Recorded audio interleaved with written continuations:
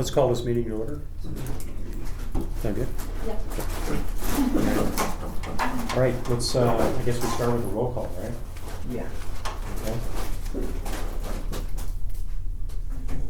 So we got Dave? I'm here. Dave present, John present, Presente. Marta present, Maria present, Lupe present, Eric present. Here.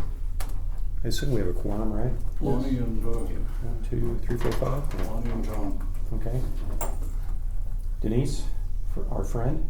Friend? Yes. Yeah. Okay.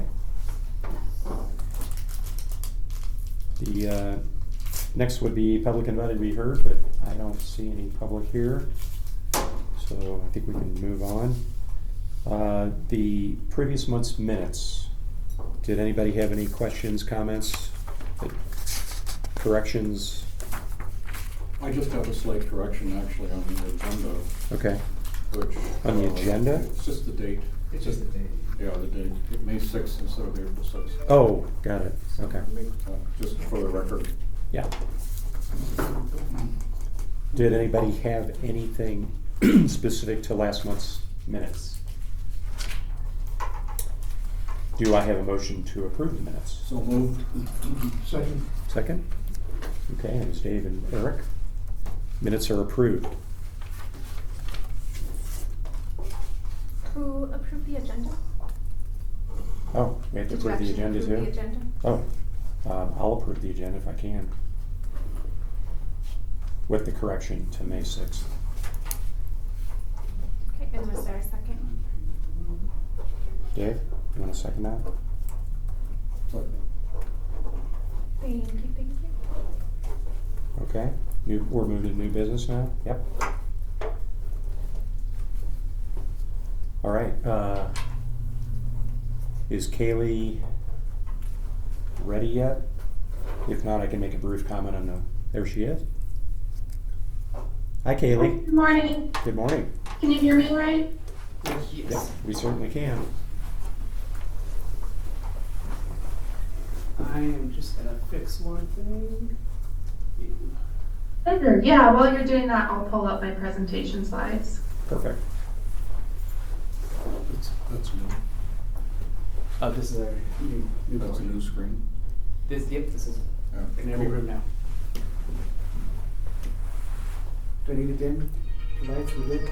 I'm good. Nice and bright. Kaylee, were you at the open house here at the senior center?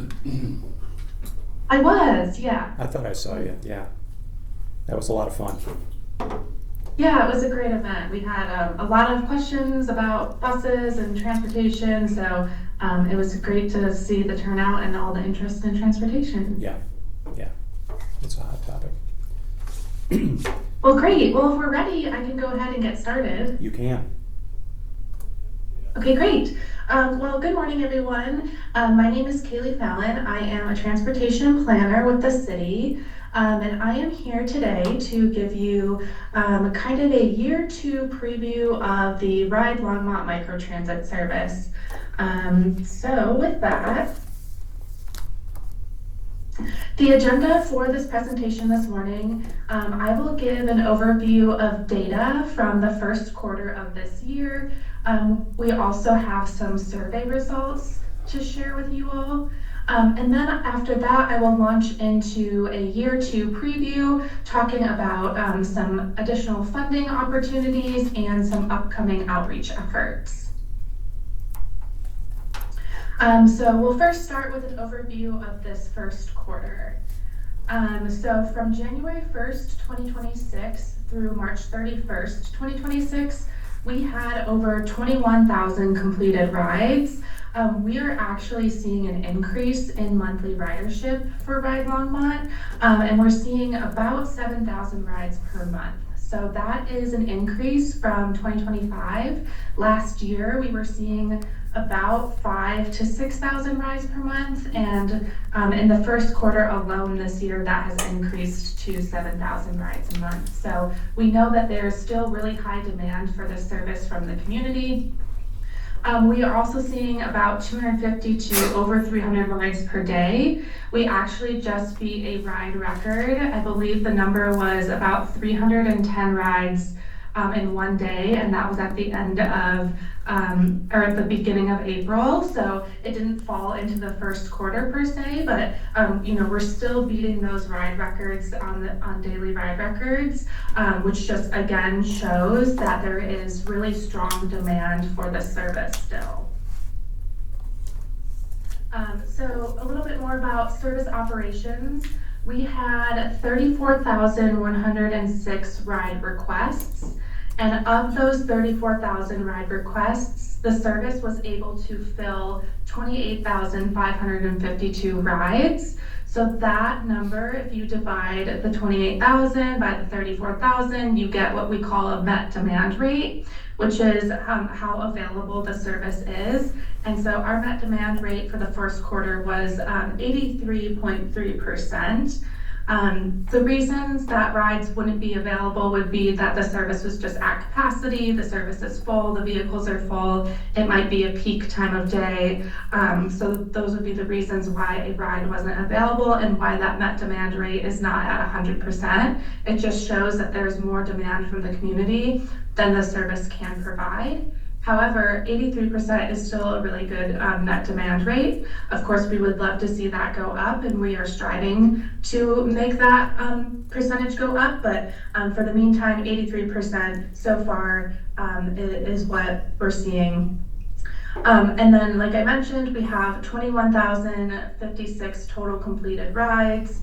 And if you factor that in, that is a 61.7 completed rides rate. That completed rides rate is less than the met demand rate because there is a number of reasons why someone might not take a ride even though a ride was available. So in that case, someone might request a ride on the smartphone app and see that the wait time is 20 minutes, and then they might cancel that ride because, for whatever reason, they don't want to wait 20 minutes.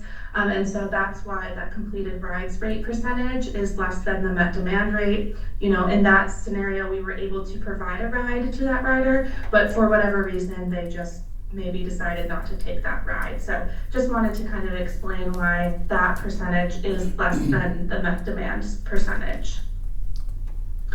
In the first quarter, we did see quite a bit of rider growth, as I mentioned. So we had over 1,000 new accounts created, which is great. That shows that, the service has been live for over a year, and we're still getting new folks interested in the service, downloading the smartphone app and creating an account.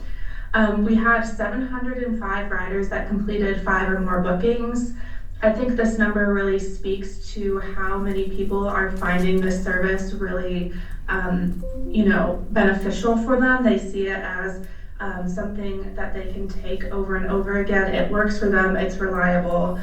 And then we had 2,668 riders that made at least one booking request.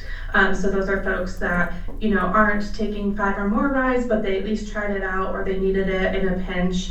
And so, our goal is to hopefully convert those riders into making more than one booking request, but it's great to see that we have almost 1,000 riders completing 5 or more bookings. In terms of the total travel distance, so our vehicles, as a reminder, we have 6 active fleet vehicles and we have 1 spare. So we have a total of 7 vehicles in our fleet, but really only 6 vehicles are out on the road at a time. That spare is really only in case of emergency. So between all 6 vehicles, there was a total of 56,485 total miles traveled with riders on board. We are seeing that the average ride distance for a rider is about 4 miles, and the average ride duration is about 13 minutes.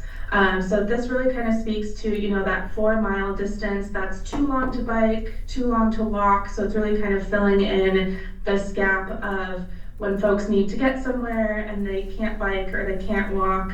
It's 4 miles away, so they're using Ride Longmont to get there. So I do have a map here, and I apologize, I hope it's not too small on your screen, but I'm happy to send these slides out after this presentation. This is a heat map of the top destinations through January 2026. So this is not the top destinations through the first quarter, but it reflects through January 2026. And as you can see here, a lot of the top destinations are essential service areas or commercial areas that have grocery stores, that have shopping. A lot of these shopping centers also have medical offices. So we're really seeing that this service, Ride Longmont, is connecting people to essential services. You know, we also have downtown in the Main Street area as one of the top locations, so it's also connecting people to you know, retail, to restaurants, to just key community destinations. And then we also have, you know, this area in the southwest that's some offices over here. So, you know, once again, this map really showing that Ride Longmont is connecting people to those key community destinations, to those essential services, to the grocery stores, to, you know, shopping and errands. I did have a question. Someone asked me if we are able to tell if people who are going to these destinations are going there and shopping, or if they are employees. And we don't have a way of knowing that. So it is possible that, you know, we see Walmart up there on 66th and Ute Highway as a top destination. That could be for people shopping at Walmart. It could also be for people who work at Walmart. So, you know, we are making the assumption that we're also connecting people to jobs as well. So our operator, as a reminder, Ride Longmont is operated by a third-party company called Via Transportation.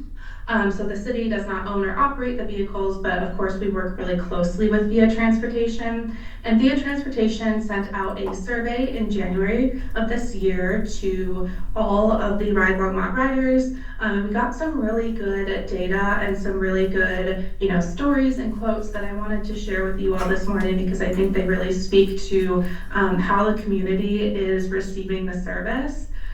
So there were 150 total survey respondents, which we think is really good. You know, a lot of times folks have survey burnout, they don't want to respond to surveys. So to have 150 respondents is a really good response rate. And of those 150 respondents, 91% agreed that their access to Ride Longmont makes you know, our community here in Longmont a more desirable place to live. And 93% of those respondents would be disappointed if they could no longer use the service. So really just speaking to how the majority of folks are seeing Ride Longmont as a really important service for our community. There's a quote here on the side of the slide. I really like this quote. This is from a senior here in Longmont, and they say that they've used the service since the first day it launched in December 2024, and they use it multiple times a week to go to the gym, to come here to the senior center, and they use it to get to downtown. I love that this person says, I use it so often that I know the musical preferences of most of the drivers. So it's really great to see that connection the rider has made with this service and with the drivers. You know, and then this person ends the quote saying that the service has been invaluable to me and it keeps me mobile. A little bit more about the survey results. So of those 150 respondents, almost half of them, 48%, use Ride Longmont as their primary mode of transportation. And what is even more interesting is that 44% have access to a personal car, but they continue to use Ride Longmont despite having access to a personal vehicle. So I think that really speaks to how convenient and affordable and reliable the service is. If people have a personal car and they can use that, but they're still choosing to use Ride Longmont, it must mean that Ride Longmont is, you know, being competitive with the ease and convenience of having a personal car. We also had a lot of survey results that indicated that Ride Longmont users, you know, don't have other options, that they are low income, that they don't have a car. You can see here at the bottom of the screen, this person says, I use it because I don't have any other options and I have no car. And then this person over here this quote in the blue, this person says, having this service, Ride Longmont, has eased their worries about, getting to work and using transportation in their day-to-day life. Without it, they would have to spend a lot of time waiting in the cold and bad weather, waiting for the buses and walking to and from the bus stop. So this really shows that Ride Longmont has made it easier for folks to get around when we know that sometimes our bus system maybe isn't the most reliable or doesn't work for folks as well. They can use Ride Longmont. So our key takeaways from this data that I just presented and the responses from the survey shows that there is continued high demand from our community. As I mentioned, we have seen an increase in monthly ridership. We have many low income and no car riders. The affordability of Ride Longmont, as a reminder, it's $2 per person per ride or $1 per senior, student, and person with disabilities. And we had quite a few folks mention how affordable Ride Longmont is compared to taking an Uber or a Lyft. So that was really great to see. As I mentioned, we're seeing those connections to those essential services and those jobs. I do want to mention here, I think it's worth noting that while Ride Longmont is great and while it is, filling the gaps in transportation, while it is connecting folks to essential services, we do recognize that it's not a silver bullet solution for everyone. We see it as another option in the transportation layers or in the transportation system. And so we know that not everyone is able to take Ride Longmont for a variety of reasons. I think one of the questions that I have received in the past from folks that work with senior citizens and people with disabilities was, if I have a limited range of mobility, or I have trouble, lifting my feet up to get into the van, can I take Ride Longmont? And in that case, we would really recommend that person take what we call paratransit or transit specifically for people with disabilities. So that would be via mobility services or RTD's Access-a-Ride. So just want to clarify and reiterate that Ride Longmont is not paratransit, and while we do have wheelchair accessible vehicles, while we do serve a number of senior citizens and we do serve a number of people with disabilities, we recognize that it can't be this magical solution for every single person. And in that case, we would recommend that those folks try to take other options, like I mentioned, as via mobility services or RTD Access-a-Ride.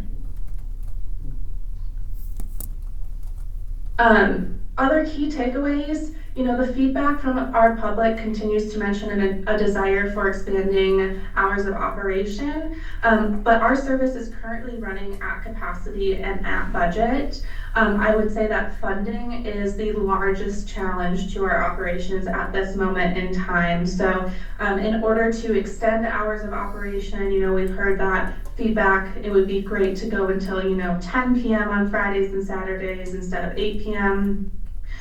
We've heard some challenges with wait times and wait times increasing. Those wait times are really a function of that supply and demand. So as I mentioned, because we are seeing an increase in demand, we would need to add more vehicles to our fleet in order to address that demand. But right now we don't have the budget to do so. So unfortunately, funding is our largest challenge. It is something that we are continuing to pursue and look at additional funding opportunities, but right now our service is running, at capacity and at budget.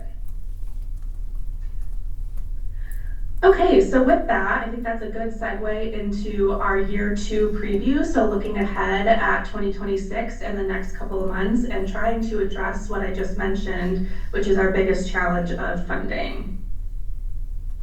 So as a reminder, this service is mostly funded through grants, and our main grant is the RTD Partnership Program. And so we have 2 rounds of funding from this RTD Partnership Program. The first round of funding funds the service from 2024 to 2026, and we have just over $1 million to do so.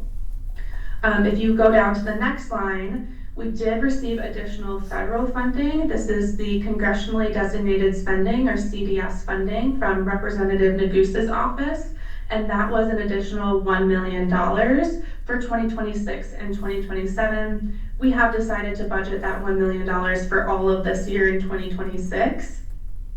And then, as I mentioned, that second round of RTD partnership funding, we were awarded $1.4 million, and that was for 2026 through 2028. So this is just a table of the breakdown of the total grant funding that we have. If you add all those up, it's a little over $3.5 million for a span of 4 years. And the 2026 call for projects for the RTD partnership program just recently closed. So those grant applications were due at the end of April. So this will be the third round of RTD partnership program funding that we have applied for. We did apply for quite a bit more of additional funding for 2027 through 2029. We wanted to address the wait times, and we wanted to address those hours of operation. So we have asked RTD for a significant amount more. And we are hoping to hear back from RTD. I believe their timeline is this summer. So within the next few months here, we will hear back about our application and what we were awarded. Okay, great. Well, then we will go into some outreach efforts that we are hoping to accomplish this year as well. So as a reminder, in the past, in 2024, when we launched the service and all last year, staff did do quite a bit of community outreach.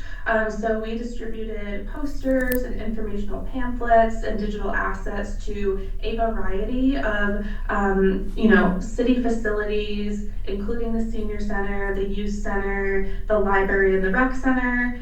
We did distribute information to affordable housing facilities, to the St. Vrain Community Hub and food pantries. And then we did work really closely with other community partners, including Boulder County Mobility for All, Boulder County Rainbow Elders, the St. Vrain Valley School District, and the R Center. So we really wanted to hit these key community destinations, affordable housing, and our partners to really make sure that we were spreading the word about this service. I myself did go into some senior living facilities and some affordable housing facilities, and I gave presentations. I gave step-by-step instructions on how to take the service, and I did help some older adults with downloading the app on their phone and helping them kind of navigate the smartphone app. So we did do quite a bit of community outreach, but this year we're looking at how can we target some folks that maybe we didn't get to target as well in the past year. So you may have seen these, but these are just screenshots of some social media campaigns that we also were running last year. So not only did we have printed materials, but we also had these virtual social media materials.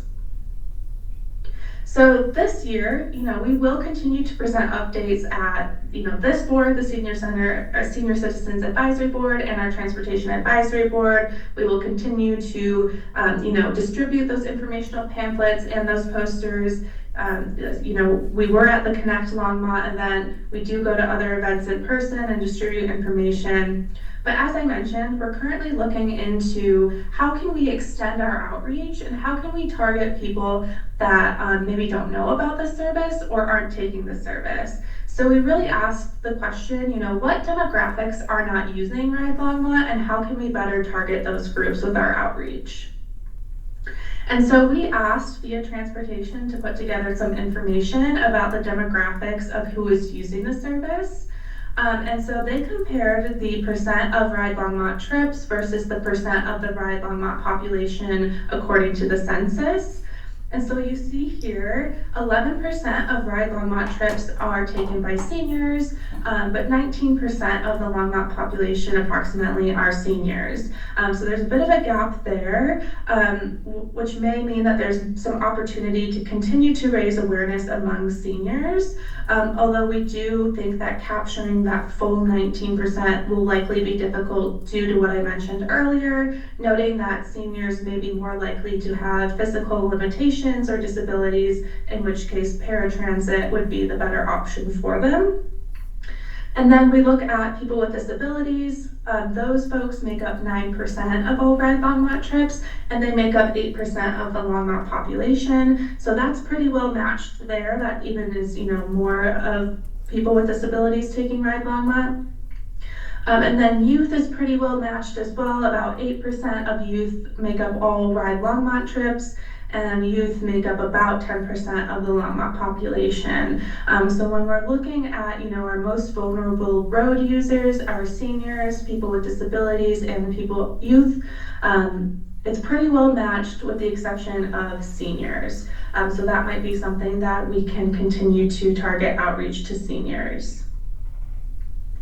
From a race and ethnicity perspective, it matches the city's overall population pretty well. So when we look at the percentage of Ride Longmont riders in terms of race, and then you look at the population census data, those match up pretty well there.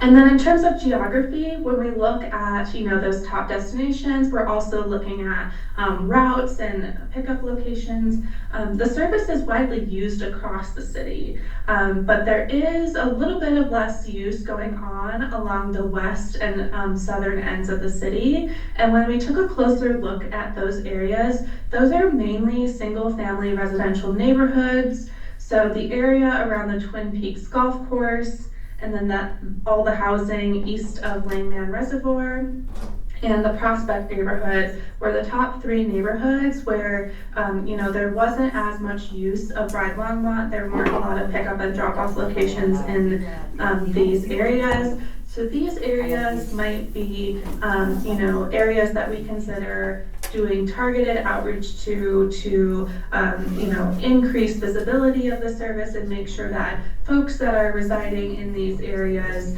are aware of the service. And we have talked about, ideas around doing some flyers, mailing some information. This is still, to be continued and to be determined, but we're just starting to look into this to see how can we target these folks. So taking kind of all this together and looking at the next couple of months, we will continue to monitor that data, those key performance indicators that I went through at the beginning of this presentation. We are continuing to pursue additional funding sources, and as I mentioned, we did apply for the RTD Partnership Program again this year. And we're continuing those outreach efforts and starting those new targeted efforts, as I mentioned. So I'll just leave you with the fact that, we are really excited about this service. We have heard feedback from the community. We do take that feedback into account. Those changes to service are just dependent upon our budget constraints. And I can't reiterate this enough, but funding is our largest challenge to operations at the moment. So those increased wait times are a function of supply and demand. Hopefully with our additional RTD application that we just submitted, we can address those wait times and add another vehicle and add supply to balance out that demand. And with that, I'm happy to answer any questions that you all might have. Eric?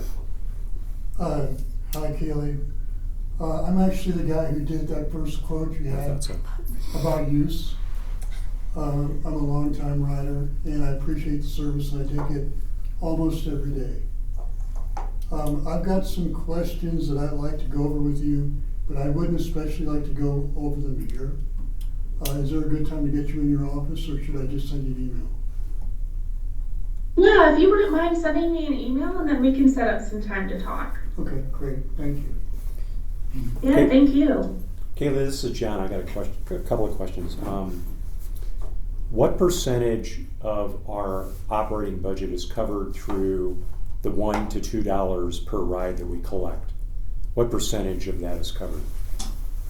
Do you know that? Yeah, it's a pretty small percentage. Yeah. So it varies month to month depending on how much demand there is, but typically the service costs about $110,000 to $130,000 a month, and then our fare box revenue again varies, but we're looking at around $8,000 to $9,000 a month in fare box revenue. So if you do that math, like 9,000 divided by 130,000, I don't know what that is off the top of my head, but it is a pretty small amount. It's not nothing, Right.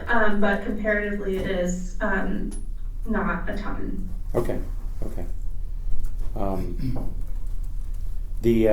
The RTD funding you applied for, do you have a confidence level on, because obviously because so much of this is based on funding from external organizations, right? Do you have a confidence level as to that you'll receive the funding you're requesting for to carry this into the future, or how do you feel about that? Yeah, that's a great question. I am confident that we will receive funding. Whether or not we will receive the full amount of funding that we asked for, I am not sure, because we did ask for the maximum award, which was $1.8 million.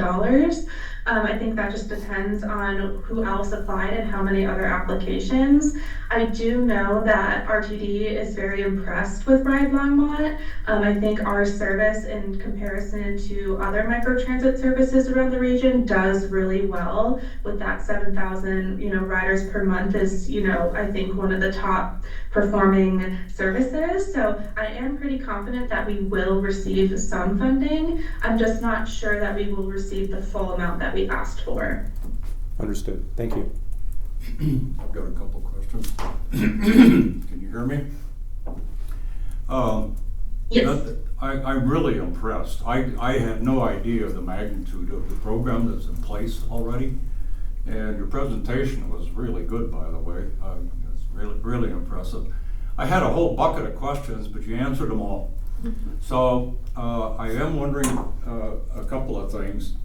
I assume that the use of the vans, the buses, whatever, is income related? What do you mean by that? Sorry, I guess I'm not understanding your question. Does it tend to be used by all income levels, or is it primarily lower level income levels? And I'm just trying to get a feel for how many people are in that situation. Yeah, that's a great question, and I apologize. I do have that information. I should have put that on the slide. So we don't collect salary information in your rider profile, but we did ask about salary information in that survey that I mentioned. So we do have information from the 150 respondents of that survey, and the majority of respondents were low income. I believe it was 50% of respondents had a household income that was, I believe, less than $52,000 a year, somewhere around that mark. So it was the majority of folks that responded to that survey were low income. The other question I had was, if you get the funding, if you get to the staffing level and the equipment level that you want to get at, that you're talking about now, do you feel that you will pretty well have met the need of people in the community then? Yeah, so we especially worked really seniors. closely. Oh, I'm sorry, what was that? Especially seniors. Yeah, so we've worked really closely with our operator via transportation to work through those numbers and to predict how many more, vehicles we need to add to the fleet and what the extended hours of operation would be in order to meet that demand.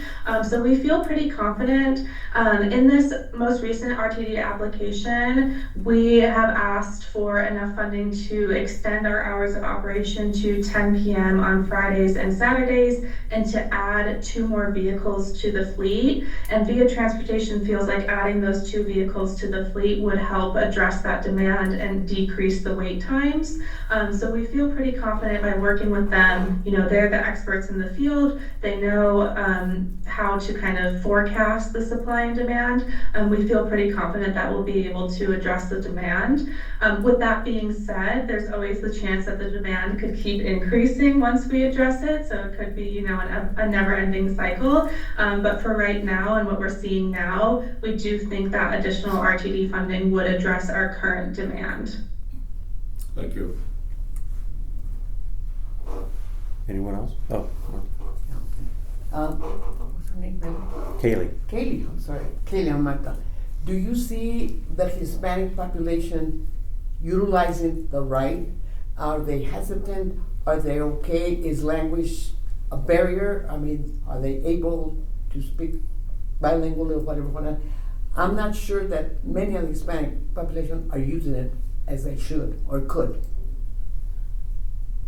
Yeah, that's a great question. So our service is bilingual. So our smartphone app is able to be translated into Spanish. And then if you call the booking center and talk to a live agent, you're able to speak in a variety of languages, including Spanish. Let me just pull up that demographic slide again, because there was information about ethnicity there. So hopefully you can see my screen. It looks like we have about 22% of Longmont Longmont riders are Hispanic or Latino, and then you compare that with the census data, which is about 24%. So this looks to be pretty well matched here, but this is all voluntary information, so we don't require anyone to tell us what their race or ethnicity is when they take a ride. So this is just what people have told us. There's definitely the chance that because it's voluntary, we're not capturing some folks that would rather not answer. But for the most part, when we look at this data, it does match up pretty closely. With that being said, we definitely want to make sure we're reaching all of our community members. So if you had any insight or any advice or any feedback for us, we're happy to take that into account to better target our Hispanic, Latino, non-Spanish speakers. Great. And how about where you're doing out the presentation? Have you done or thinking of doing it to the Salud Clinic? Oh, that's a great point. I have not done any presentations to that clinic, but happy to consider that, yeah. That's a big population that you would hit if you did it, so they know, because that's the problem they have for transportation, that they drive or don't drive or whatever. Great, yeah, thank you, great idea. Anyone else? Well, thank you, Kaylee, for your time. Yeah, thank you, and thanks for being flexible about the virtual setup. I know the weather this morning was a little bit tough and just didn't want to drive on the road, so appreciate everyone remaining flexible with the virtual setup, and thanks again, Ronnie. Thank you, Kaylee. Appreciate it. Great. Thanks, Have a good day. bye. All right, bye now. 9:30. So long, sorry. Usually, yeah, it was normally at 10.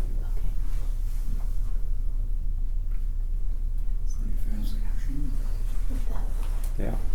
So so the other item on here was the city council presentation.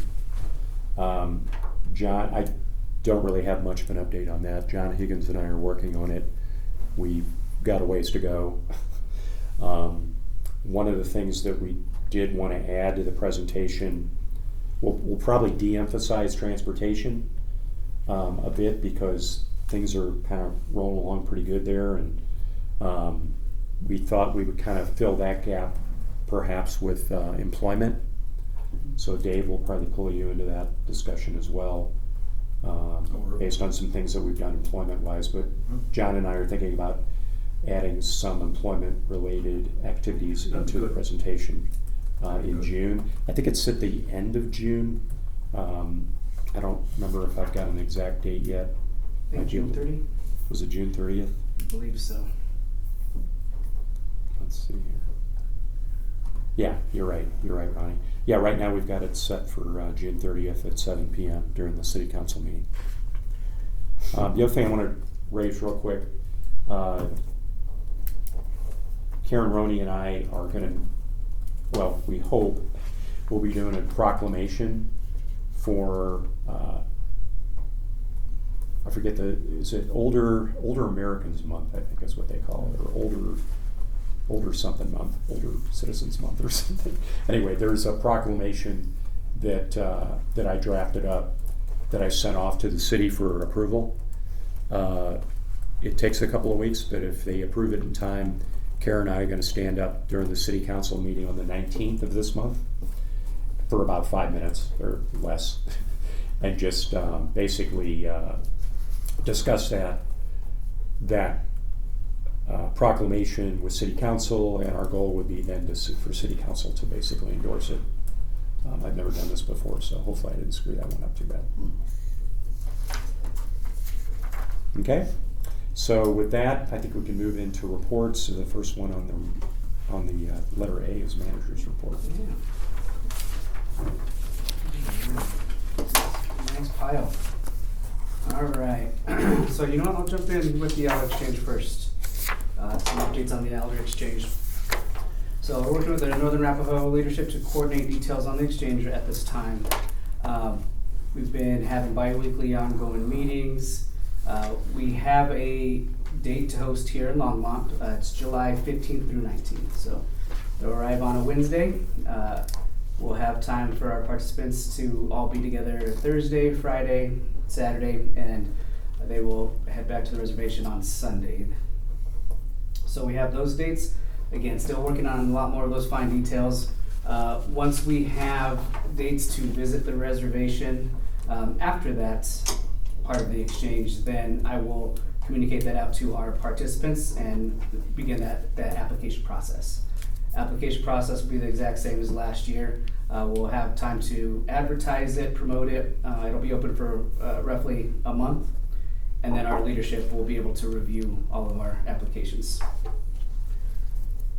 Also wanted to share that at the city open house that we had here at the Longmont Senior Center, our comms team rolled out the Elder Exchange video, where we meet, the first Elder Exchange between Longmont and the Northern Arapaho. So we used this classroom as a presentation room for our community members that were in attendance for that event, and gave them the opportunity to come in and view this 15-minute video. It was on a loop for every 30 minutes. The showing was 15 minutes, and then we had that 15-minute buffer to answer any questions that they had, and then get set for the next showing. And so we had a big turnout. We had a lot of our participants come and be a part of that process too, and share with our community members their experiences.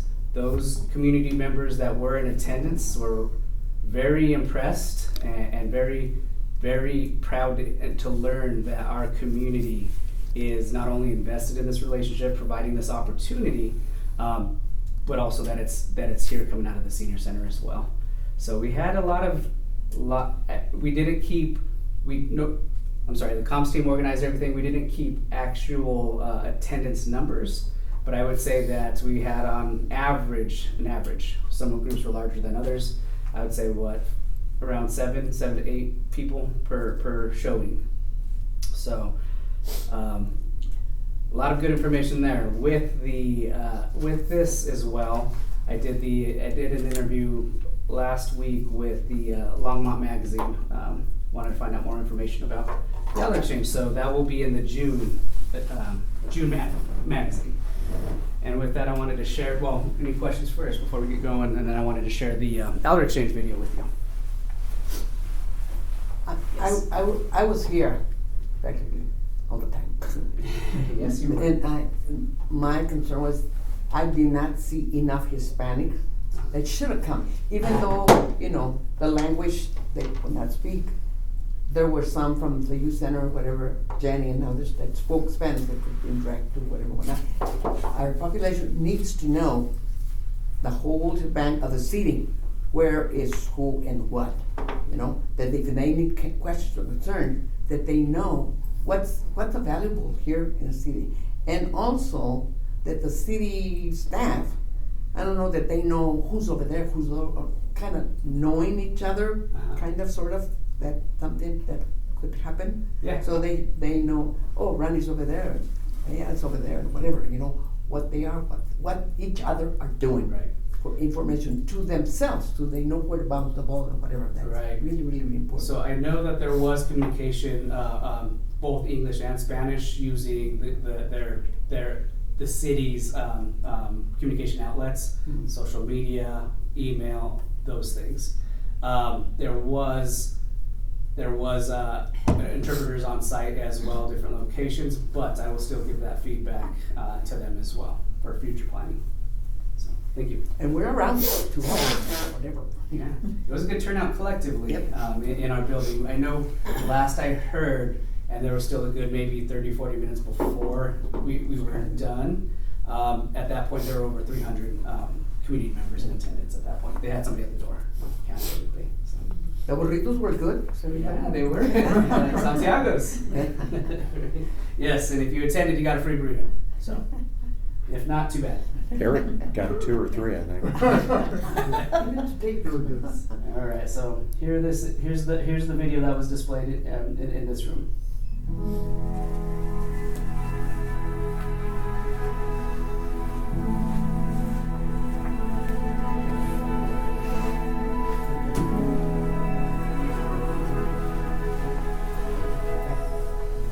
My first week on the job, Ray Ramirez approached me.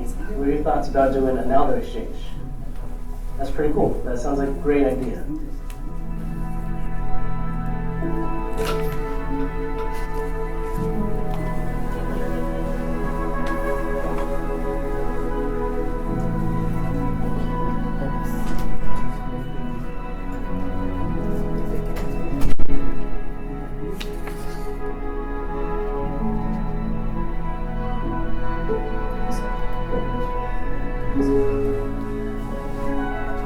We as a community are doing something that has never been done before, an elder exchange with a tribal sovereign nation. It started off with our welcome home dinner here in Longmont at the Longmont Museum. You know, when you go to a place, you know, you don't know what to expect, you know. They don't know any of us, we don't know any of them. It's the awkward periods we sat there at tables. What did we talk about? What did we say?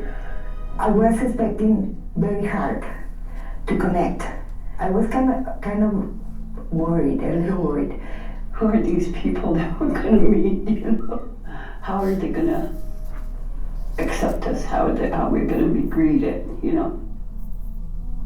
My name is Carmen Ramirez, and I have the honor of saying welcome home to Northern Arapaho Elders. Talking with Lee, we were able to discuss who we think should be the best person to say the blessing for our first meal together. And that was the easy selection. Talking with Lee, it was Laverne White. She's going to pray in silence because prayer for her is between her and the Creator. She's going to share that with us in both silently. To us, you know, in our tribe, with our culture, it's an honor to be asked to pray for a meal, you know, with a crowd, you know, so I felt really humble.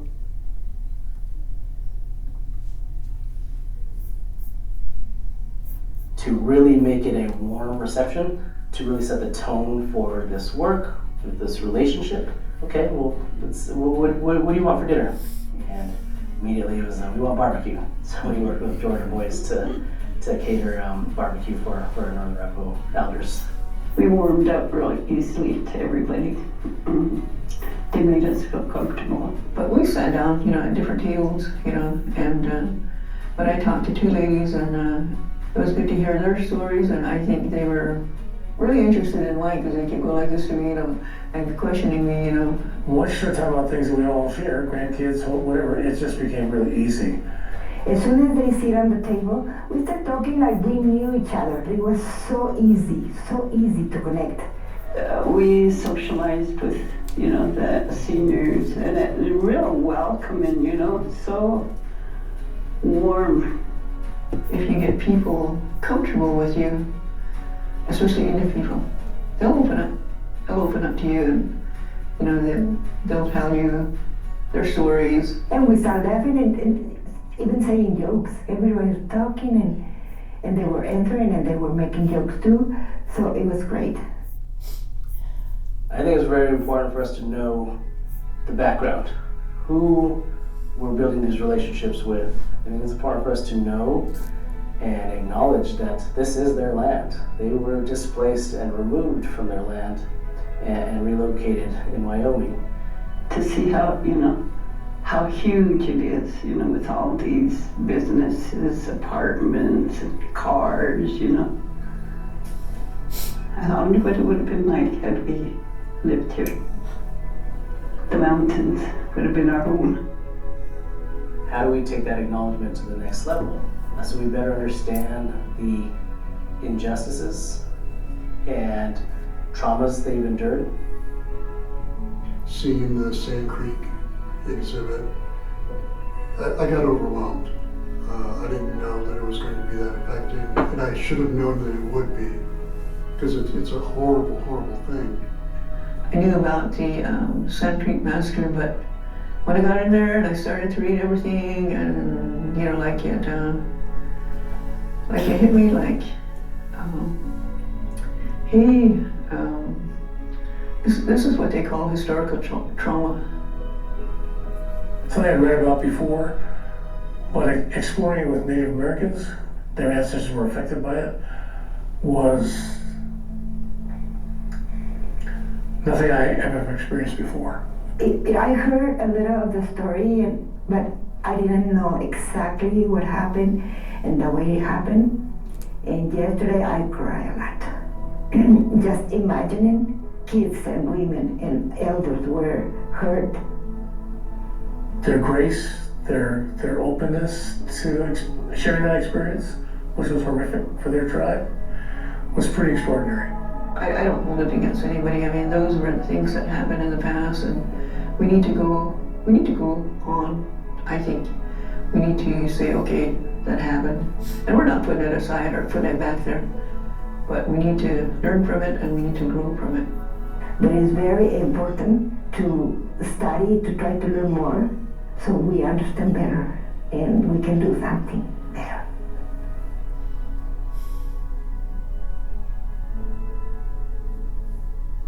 The purpose of Sister Cities was really about how to bridge cultures, one person at a time and one relationship at a time. When the Northern Arapaho community members came to the Longmont Senior Center, they each quilt, they talk about, their own quilting experiences, and it really brought together the two groups of elders in community and in conversation about something that they loved. And then one of the quilters ended up making a quilt of the Northern Arapaho flag. This is the Northern Arapaho flag, and this is the Longmont flag. We're going to make two flags, one for Arapaho and one for us.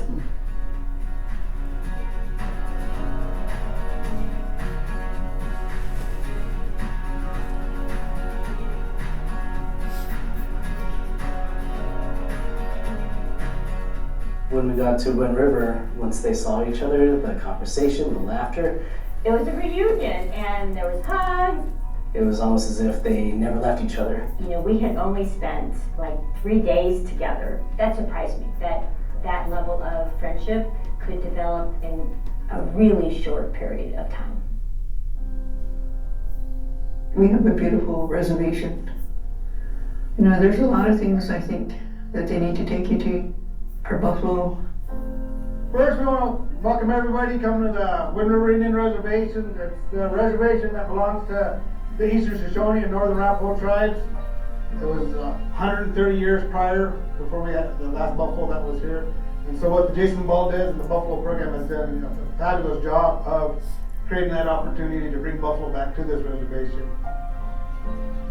We're in all tribal schools and we're teaching them how important it is to eat the wildlife, how to eat the vegetation off our landscape, and why we need to protect it and keep it that way.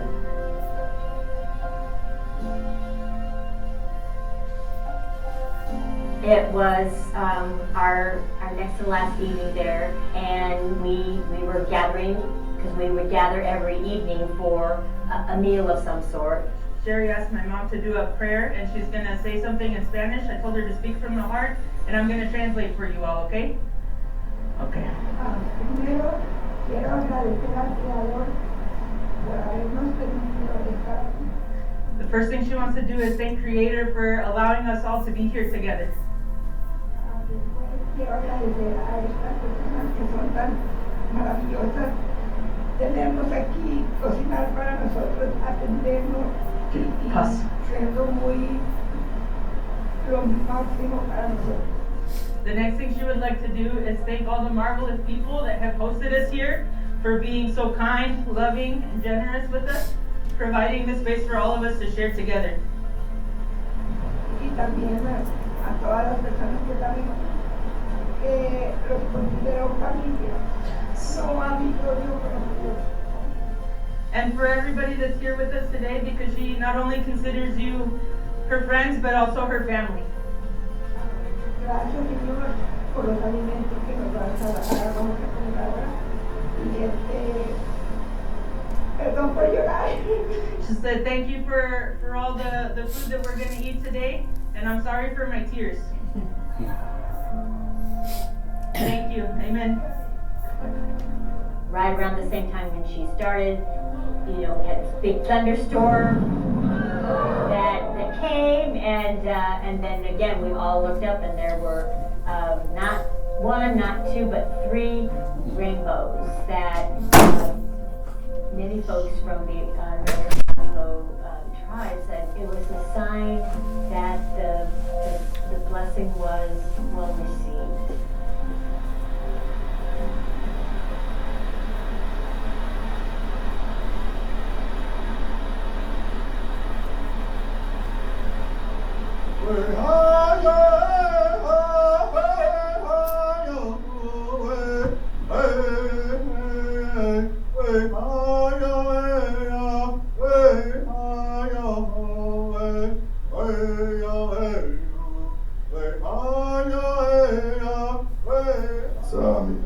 It's a prayer song, something that we use a lot in our ceremonies. It's for healing. Keep on going, keep on praying. I just want to do that for you.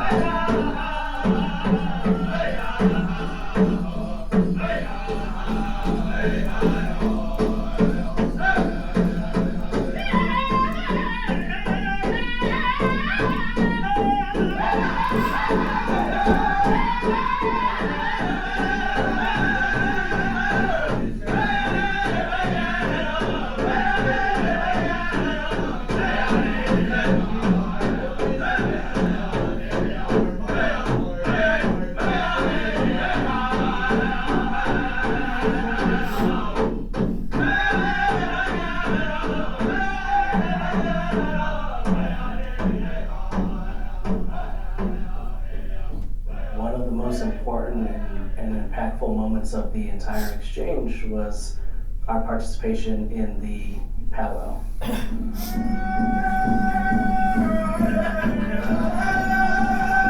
and gentlemen, those of you that can rise, I kindly ask you to please rise as we honor our Longmont elders.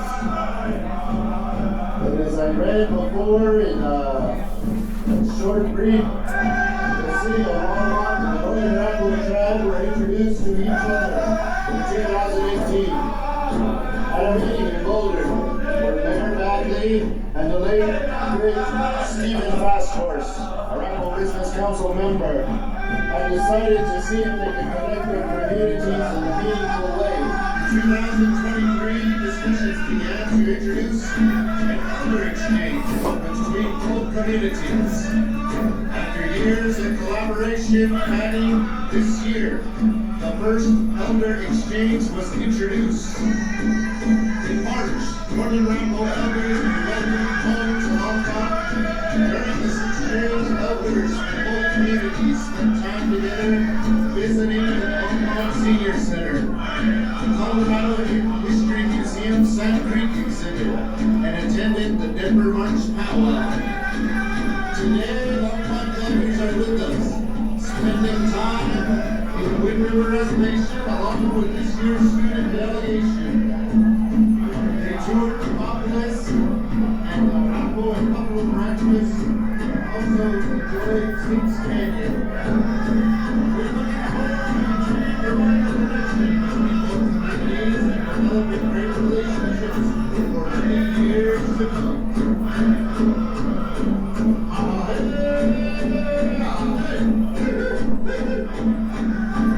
Thank you, Longmont Senior Services. The honor that they brought to their families, to their culture, to the community. To have us honored also was, was incredibly moving. And just being so close and being a part of it, we belonged in that moment. We weren't just observers, we were family. I've heard many folks talking about how it really was a life-changing experience for them. What I would like our people to take away with it is that, yeah, you need to come down here. You need to see the country. You need to see where we were at. You need to start looking at what our history was, we need to continue the relationship. I'm proud of the city's investment, our community's investment, our friends in Longmont Senior Center's investment in this relationship and providing these opportunities and really seeing the value and impact this has on our senior community, but again, our community as a whole. I'm proud of our staff for their hard work and their dedication just to make sure these exchanges, whether we're hosting or traveling, go as smooth as possible. I'm proud of where we've come in such a short period of time. I think this is a good step, and I hope other places start doing it too. I think it's important for our community to know this exists, to celebrate that, and figure out how to build upon that. How do we set the tone and set that example for surrounding communities as well?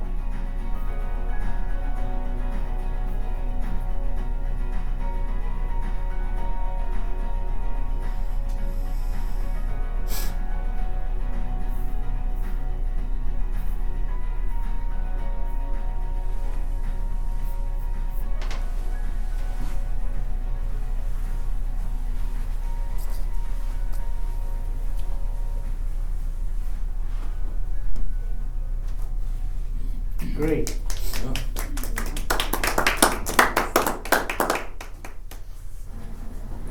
Okay. Has City Council seen this yet, Randy? I don't know if they have directly. I know that the comms team, I'm sure they have kind of in process, but I know our comms team is working at doing an all-city rollout communication on this, I believe, next week. They just wanted to make sure they had everything accurate in place and current, so that way when it does roll out in a formal announcement, everything is great, perfect, yeah. But the video was complete and they were ready to showcase it at the open house. So they did a really great job capturing the experience of the relationships being formed and developed and the impact it had, and as Karen said, in the video, in such a short period of time. And so we're excited to keep this going and we're going to sign up for the next one. All right. Yes. I don't know if it's appropriate, but I don't know if it was mentioned. I didn't hear it, but the sponsors paying a good deal of the cost for the trip was by the Friends of the Longmont Senior Center. Mm-hmm. Yes, and it was mentioned and it has been on multiple levels. All right, so moving on. Any questions about the elder exchange or the video in this process? I'm gonna check, look at he spelled my name wrong. I'll check. I'll let them know. And so that's what they're looking for, those details. I'll let them know. Yeah, I mean, I'm gonna go over there this afternoon. And then you just hit the table. Yeah. It would be great to somehow, sometime, transfer into the PBS, you know, the channel 6 and 9 that they show. It would be great. It would be great. So, you know, all around, people are watching that program. See, it's not very long, it's good enough, short enough, whatever. It would be really, really, I would recommend to hit. I agree. Moving on, the 2027 budget process is underway, so I'll be working with our team and our department to kind of navigate that, you know, identifying what our priorities are, how we rank those priorities, and with there being, with funds being forecasted and limited, you know, how do we approach this? So May, I submit and by the end of May, I will submit my budget requests. In June, I'll go to budget defense, and then in September, we will be notified of what the 2027 proposed budget will then go to City Council for approval. Yeah. Do you have a budget increase this year? So that's what I have to go. No, I mean, are you proposing a budget increase? A budget increase, yes, for some requests, yes. Okay, is your budget request different than last year? I mean, what your priorities are, or are they about the same as they were before? About the same, yeah. I need staff. Okay. Do you expect that you're going to get your budget increase? I have no expectations right now. Hey, Ronnie. Anything's possible. Right? Have we, in the past, when we do the presentation, this next one will be at the end of June, right? We do our 5 minutes with the City Council. Does that align with any of your budget requests historically? Has it? It validates the data. So the advisory board, the presentation that we're talking about, really highlights the accomplishments of the advisory board, and the advisory board will be able to identify and celebrate the work that you all have done and the outcome it's provided. Along with that is the opportunity to touch on the statistics from the previous year. So, what were those priorities for the advisory board to focus on? Yeah. And the data that directed that work of the board. So you'll be able to touch on both of those things, and in that process, it really does highlight, you know, the need and what it is that I will be requesting for right. And that's where I'm going with this is it could be a great opportunity, right, to during that presentation to hit upon a couple of things that you are actually going to be absolutely. So they do get them primed, right? Yeah. And yeah, so you know, back to your original question is it going to be very similar to last year? Absolutely. Okay. We need staff. Mm-hmm. We need staff. Okay. So that's budget. The budget, number 4, Boulder County Area Agency on Aging. I'm working with them to develop community conversations on aging, aging and caregiving here at the senior center. So what Boulder County, the AAA is doing is seeking community input to collect more information on their 4-year plan process. So it goes back to the Area Agency on Aging report. But you know, due to funds, it is gonna their data collection is gonna be a little bit different this time around. So each Boulder County community is providing space to allow the AAA to have conversations with anybody in attendance. We will be able to help them navigate and advertise it, but for Longmont specifically, we will be having 3 different conversations here at the Senior Center, June 5th. That one's going to be focused on Spanish conversations. So not a translator, we will have the Boulder County facilitator be Spanish speaking. So that's June 5th, 10 to 11:30. June 8th will be 10 to 11:30 by English speaking facilitator. And then June 22nd, 5:30 to 7 p.m. English speaking facilitator. And so, again, they will have identified questions. I think it's roughly about 4 or 5, and they're still kind of ironing those out to collect information from anybody in attendance. And what the hope of that is to collect information from each community to take back to allow them to identify what supports and resources are needed with the funds that they have available, so they can really be intentional on how they're utilizing their funds, because just like everywhere else, right, funds are pretty tight or scarce, right? So we are ironing out all those details. We'll be able to put it in our newsletter. I believe that will be going out this Friday in our newsletter as well, along with their communications. There will be a link to register, but you don't have to. It's just, again, for data collection. So, you know, if you see it and you click on it, that just helps them kind of get an idea of how many people will be in attendance and those things. But it will be open for anybody who wants to attend. And that's my report. Any questions? All right. You know, I'm thinking about publicizing the senior center in Boulder or around there would be really great to see what Longmont has accomplished and has done with all the programs that we have and they don't have. That's why people want to come here, because they got a senior center there in Boulder and they got the dinero where they can do some of the stuff that we're doing. So we got an example what we can do that they can start doing, you know?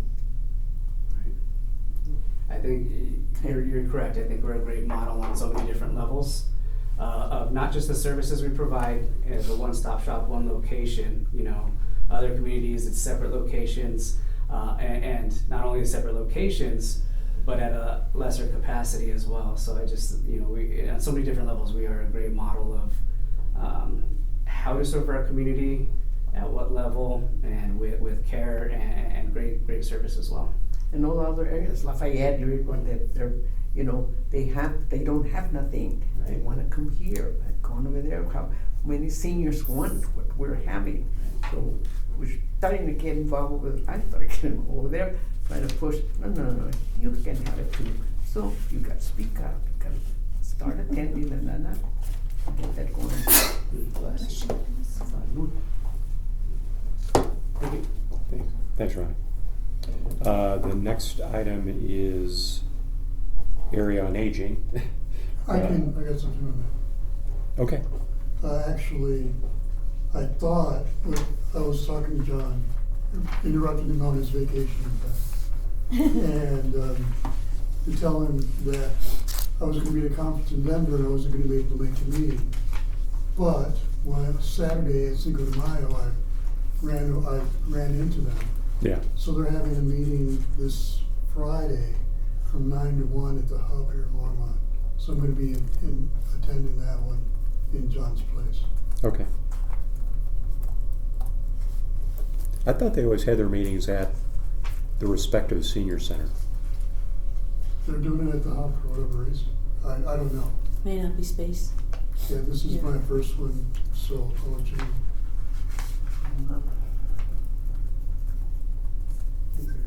Okay. So May 8th? May 8th. Yeah, 9 to noon. Seems like really long, but it's okay. Okay. Let's see, next one's Friends. Just a brief update here. Keep me honest. I'll say that, right, Denise? All right, so I'll hit some of these highlights. Their current financial position, they're looking really good. Investments were down, but that's always taken as a snapshot in time. So when they took that snapshot, the market was down. The market's fluctuated a bit, but it's more or less back up. So that probably looks quite a bit better than the 265 when this snapshot was taken. Probably the biggest thing that struck me was the Veronica presentation. That heads up our resource specialist. She gave a really, really good presentation on the needs that they're experiencing, and one of the biggest things she's seeing is seniors that are stressed from a housing standpoint, right? So affordability is impacting all aspects of seniors' lives. And one of the big ones right now is housing, whether they own housing or whether they rent, based on the increased expenses and the fact that most seniors are living on a fixed income. It's becoming very challenging now, helping seniors to stay in their housing, to make their rent, right? So there are programs in place. Friends helps with a lot of that, but it continues to be a big need, and it's increasing. And Dave and I talked about this because one of the things that we think could help seniors is if they understand the opportunities for employment out there, because at some point, if you only have so much income, you may be looking to increase your income to help make those expenses, make ends meet. And that helps them to stay independent instead of relating to their families, because some families don't want them, they don't want to deal with them. That's a shame, but that's what is going on also. That's a good point, because in my experience, right, I have there are three I have a Latino family that lives down the street from me, and there are 3 generations, right? So the grandparents, the parents, and some of their kids still live there in a 1,200 square foot house. They added on to it, but I don't know, Ron, if you could, with the Boulder, or Eric, on the Boulder County Area on Aging, that we learned there was a $13 million shortfall that's impacting a lot of their programs. One possibility that came up was that it might get absorbed into Dr. Cog in the future. So I don't have a lot of information on top of that, but and so there's no yes or no. Is it a possibility? Absolutely, right? Is it in the works right now? No, right? So just like anything I think we've learned more than anything over the past couple of years is just figuring out how to navigate these situations when they just appear, because everything's been happening so quickly, right? So there's never really time to prepare. In 2027, in October, this is what's going to happen, right? Just boom. The funding was there. Funding's gone. This is what we do now, right? And so yes, is that a concern at this time? Yeah, but again, is it in the works? No. Could it possibly happen? Yeah. But as of right now, I know they're operating as if that's not going to happen. Okay. And so that's reassuring to us right now at this time that they're not hitting a panic button, and they're resuming business as usual, looking down the road into the future. We're looking at next cycle budgets, those types of things. So what impact does it have? It absolutely still impacts us at this point because of that deficit. There's been, I think, two, if not more, 2 or 3, but 2 that I know of, rounds of layoffs.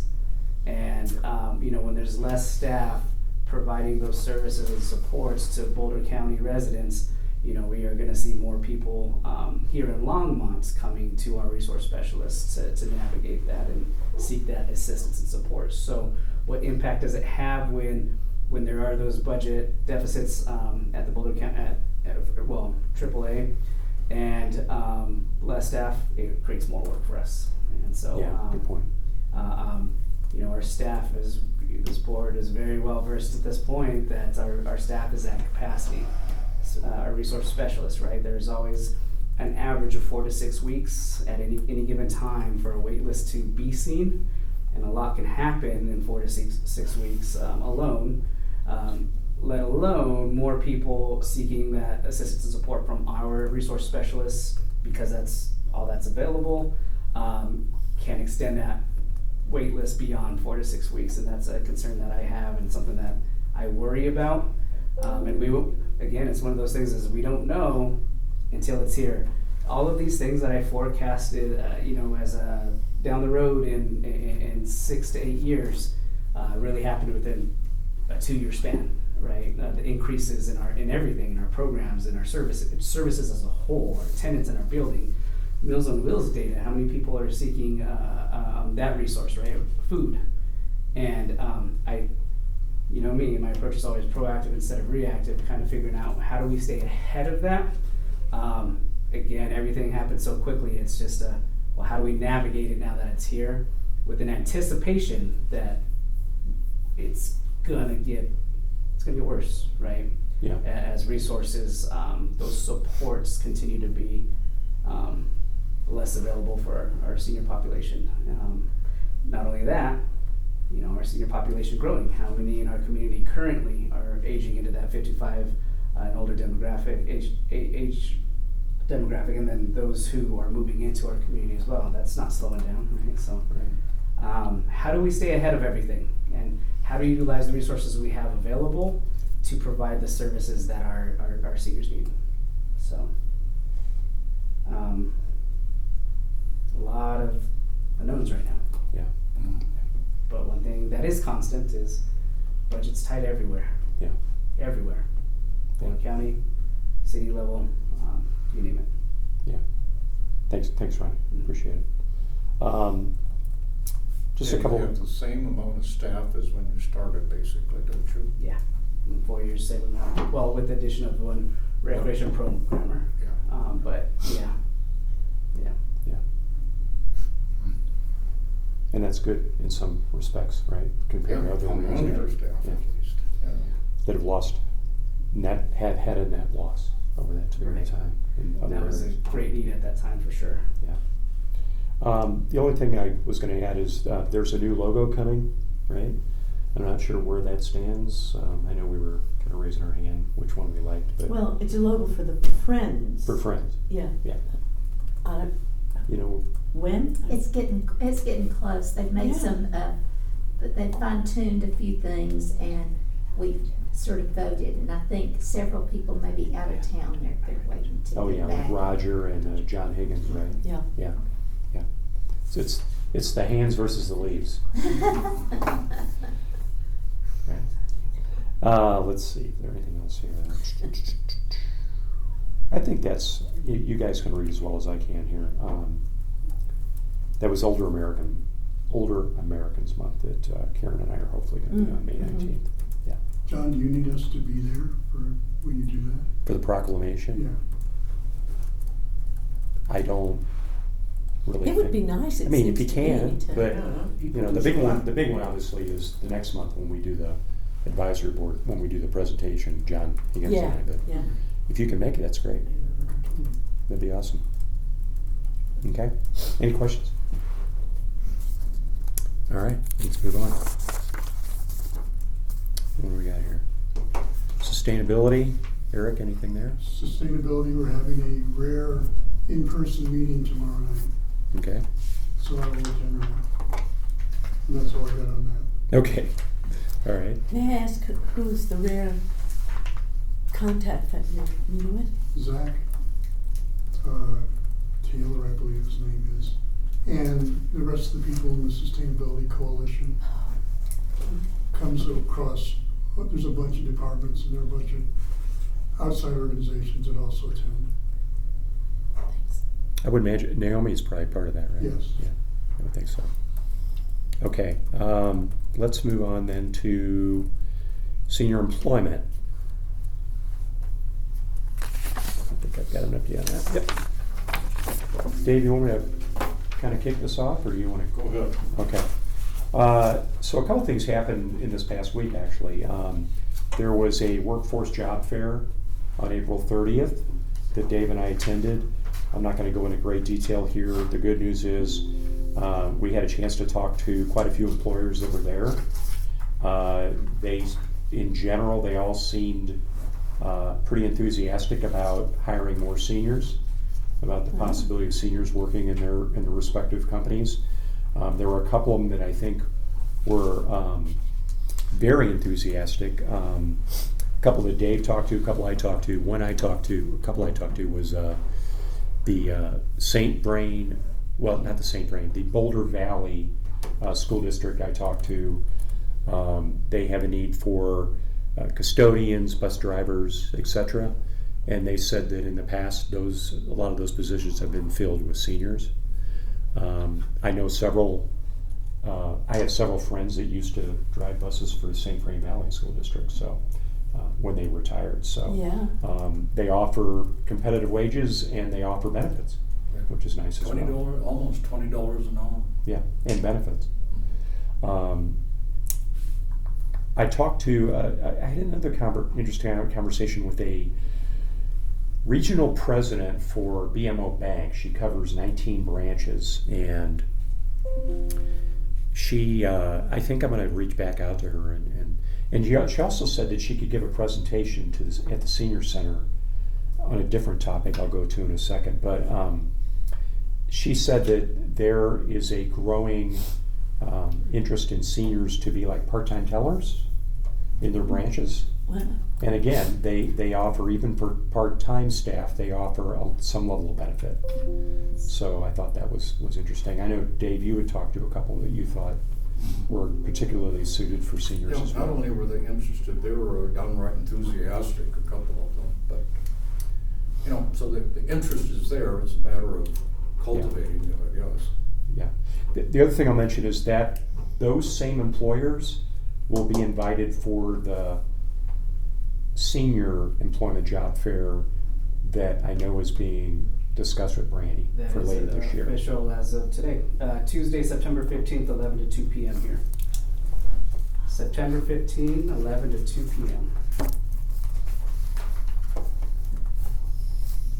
And that will be in D&E.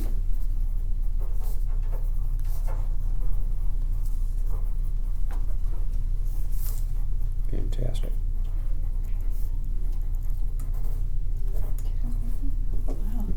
That's great. And the same folks will be many invited. of them? The same folks will be invited. Yeah. Yeah. So Workforce will, they'll be responsible for the invites. But of course, if we know of any organizations or any employers that we have relationships with that we want to make sure are invited, that may not have attended this last one. I'll give you one example. Was for some reason St. Vrain Valley School District didn't go to this Workforce. Boulder Valley did, but St. Vrain didn't. I'm pretty sure they were there. St. Vrain was there? I'm pretty sure they were there. Oh. Yeah. Are you going by the report? No, off of them being in our building. Because I put St. Vrain in the report, and I meant Boulder. Okay. So St. Vrain was present. No. Okay. I didn't see at the hub I saw for that. Boulder, but not. The hub. Ours or the hubs? No, for the Sorry, hub. I thought you were saying here ours. Yeah. Yeah. So they were present at ours. So maybe that's why they weren't, is because they already did a senior one. So. Maybe. So if you know of any. So the fair will be where? Here? So that D&E. it'll be room D&E in December. So if you know of any employers that you want to make sure are invited to come, probably what's the best way to do that? You just point them to Workforce. Workforce is the organizers. We are a partner. We're not doing the work on behalf of anybody interested. It's just pointing them to Boulder County Workforce. So I've got a pretty good relationship with Dave and I do with Workforce. Lily Moon is working with Brandy. If you know of someone and you just want to shoot me a message or shoot Dave a message. So it's any kind of job, restaurant or whatever. Oh yeah, absolutely. Yeah. I think so. Yeah. Sure. And that's for them to decide, right? But please do not send them to city staff. Send them to Boulder County Workforce. Yeah. Okay. All right. The next thing would be, we had a meeting with Becky Doyle, who ran the survey in the past, the senior survey. Dave, you want to comment on that? Yeah. Maybe should I just go into the board advocate thing? You can do that if you want. Wherever that information would be that you want to discuss on the meeting with Becky Doyle. Let me think here. Why don't you finish now? Okay. So the other thing is, we had a meeting just a couple days ago with Scott Yoho. There are, and Ronnie's fully aware of this, there are some discussions about doing some minor changes to the landing page on the Longmont city website, in the senior services landing page, to emphasize employment opportunities and volunteer opportunities. So more to come on that. Scott has a few ideas. I saw your recent email, Ronnie. It sounds like you're going to probably get together with Dave or with Scott in the future. Yeah, Discuss. so an opportunity for me to review the impact, the need. These things are available in our resources already. Take feedback from our staff to see if we need to provide any updates or changes to our website or landing page. I would say this kind of centralizes the source, wouldn't you? If they go to the Senior Center website, then they can go to those links from that website. Yeah. And that kind of centralizes it. That's the main advantage that I can see. Right. Yeah. So a lot of things to consider. Yeah. Okay, that's all I have, Dave, so you're on. Okay, I can talk about the survey stuff ad nauseum, and so you're going to have to stop me. Yeah, okay, I'll stop you. And so if I see eyes glazing over, if I see you glazing over or going to sleep, I'll stop and wrap it up. But Or hear it. Will that work too?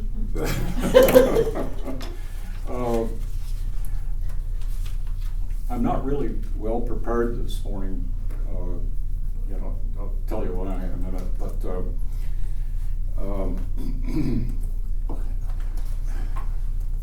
one thing that I mentioned to you, John, that was really disconcerting, that I found out a few days ago. I talked to Elmer Sullivan. Some of you know him. He's in the tech center. Yeah. And then I also talked to Brandy Queen.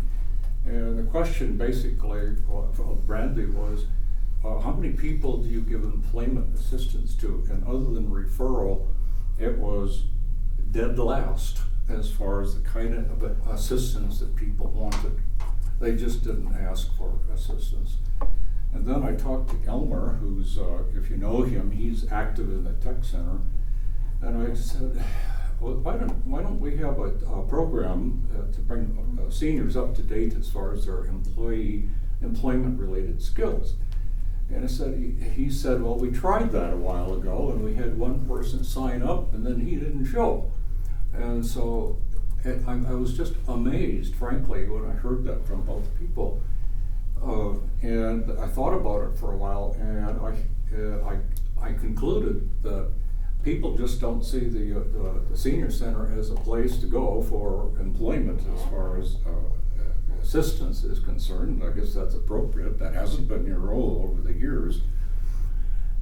But then I compared it to what's happening in our society right now, which is, you all know everybody's getting older, but everything I read from credible sources says that more people are working later. More people want to be employed.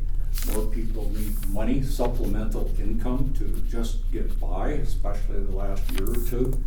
And so a third of our workforce is over 50 years old, and of the people that are retired, I think I read that about almost half are either employed part-time or full-time or looking for employment.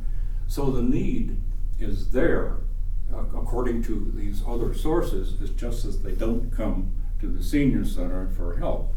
And I don't know if that should change or not. Personally, I think it should. I think that that's a different issue.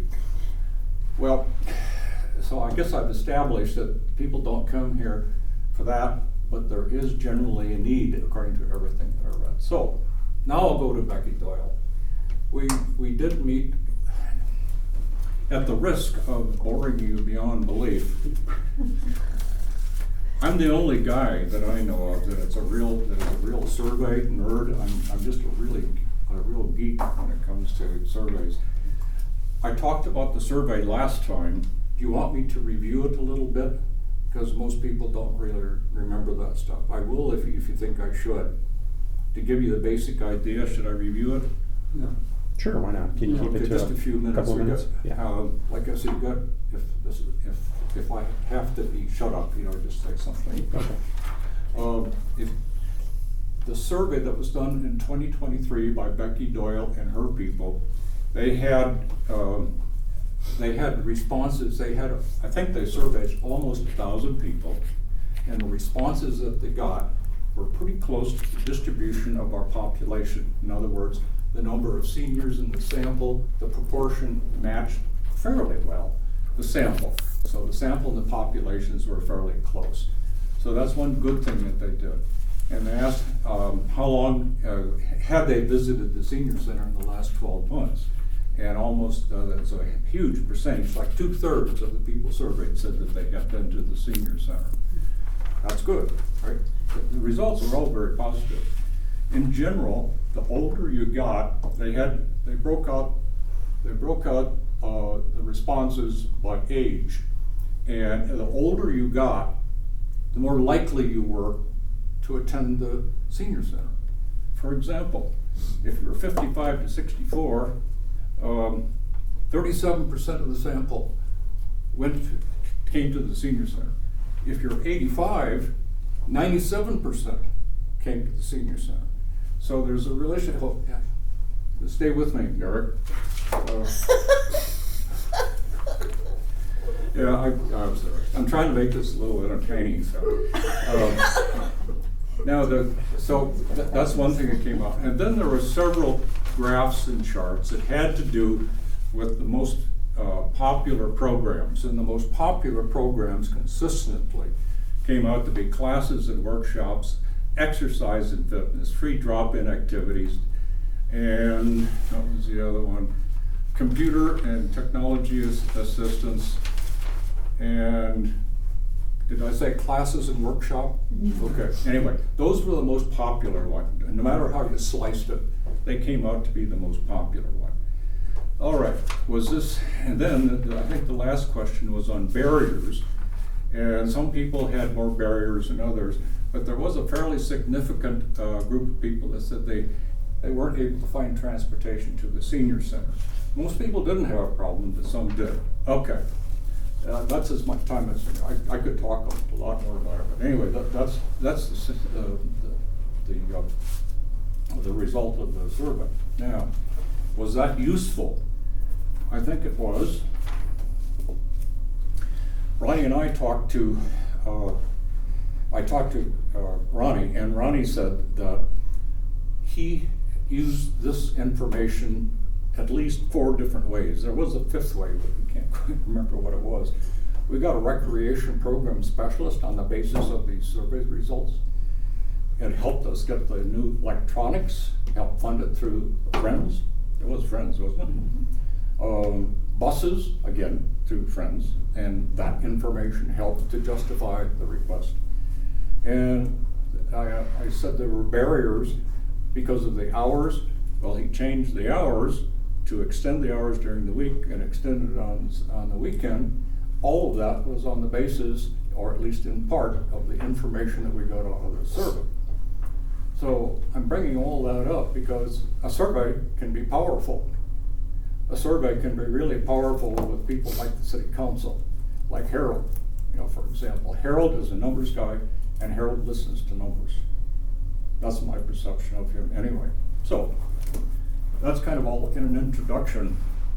When John and I met with Becky, we basically went there with the idea that we were going to replicate the study and compare it against the 2023 results. And that would show some progress or not progress, depending on what the area was. So that was the idea. Well, Becky said that was very plausible. It was very doable. We talked about adding some additional questions, and she said we can do all of this. She said if it's okay with your board, it's okay with your senior center people, we can do this. And so, it's plausible, it's doable. The only problem is she said it can't do it this summer because the city's doing a survey. You'll have to wait until this fall, and that's okay. And so the timeline that we kind of set when we talked to Becky was by the end of the year. And I still think that's plausible. Okay, is there anything significant that you want to add there, John, to the meeting? No, I think you covered it well. Okay, so I'm trying to hurry this along. So that's how we left it. I think it was last Thursday. Then I talked to Ronnie, and Ronnie had some good ideas, and the focus did change. And we're thinking something a little different than that. We're still talking about a survey.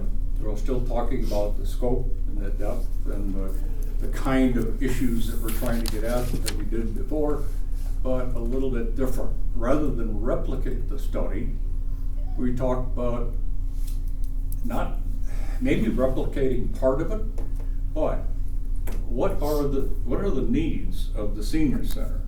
What are the things that they're trying to get done and they don't have information about? What is the kind of information that would help them run their programs?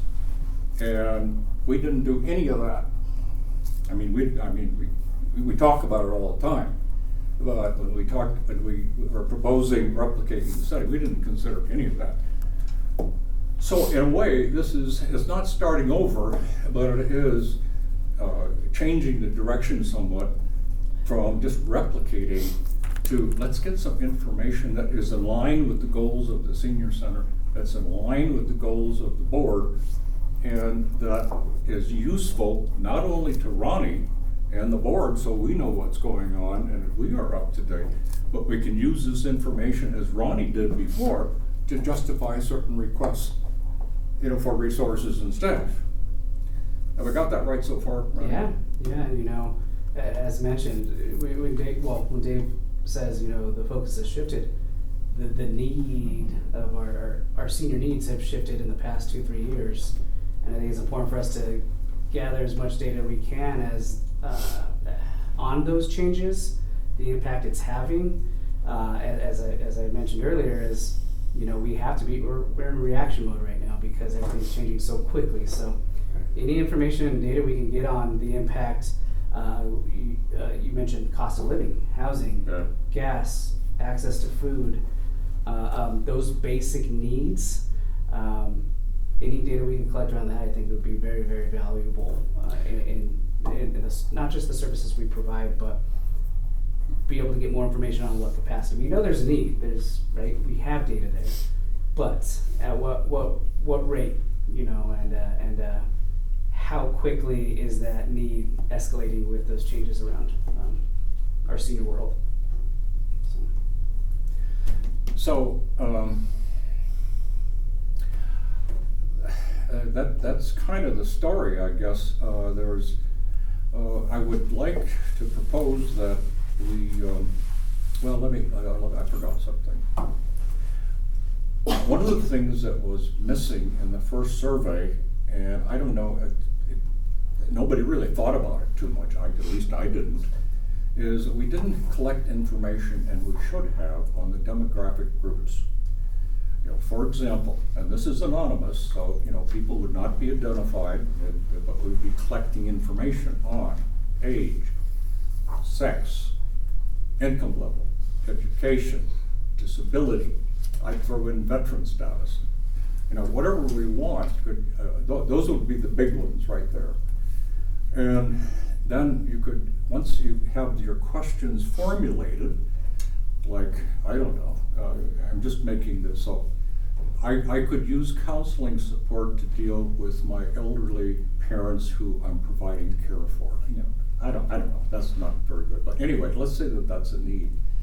And you find that you've got these demographic categories, and you find that it is a very high need among, say, 55-year-old single women who have teenagers at home and also happen to have, their parents there.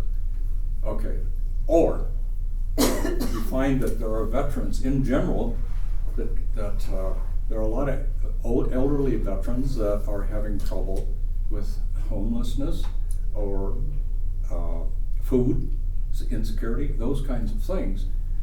What I'm getting at is that that'll pop up in each of these categories according to the answers they gave, and then that tells Ronnie where he can focus some of his resources and where he can ask for additional resources if he needs them. Now, this is not hypothetical. this is stuff that you can do. And so, that's the kind of the direction that I think we should go, that I think that Ronnie is comfortable with. And so, at that point, Eric's still awake, so I think I'll stop here. Okay. Any questions?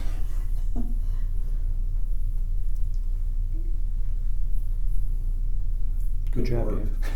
No, that's good. That was good. And, Yeah, and thank you. more to come.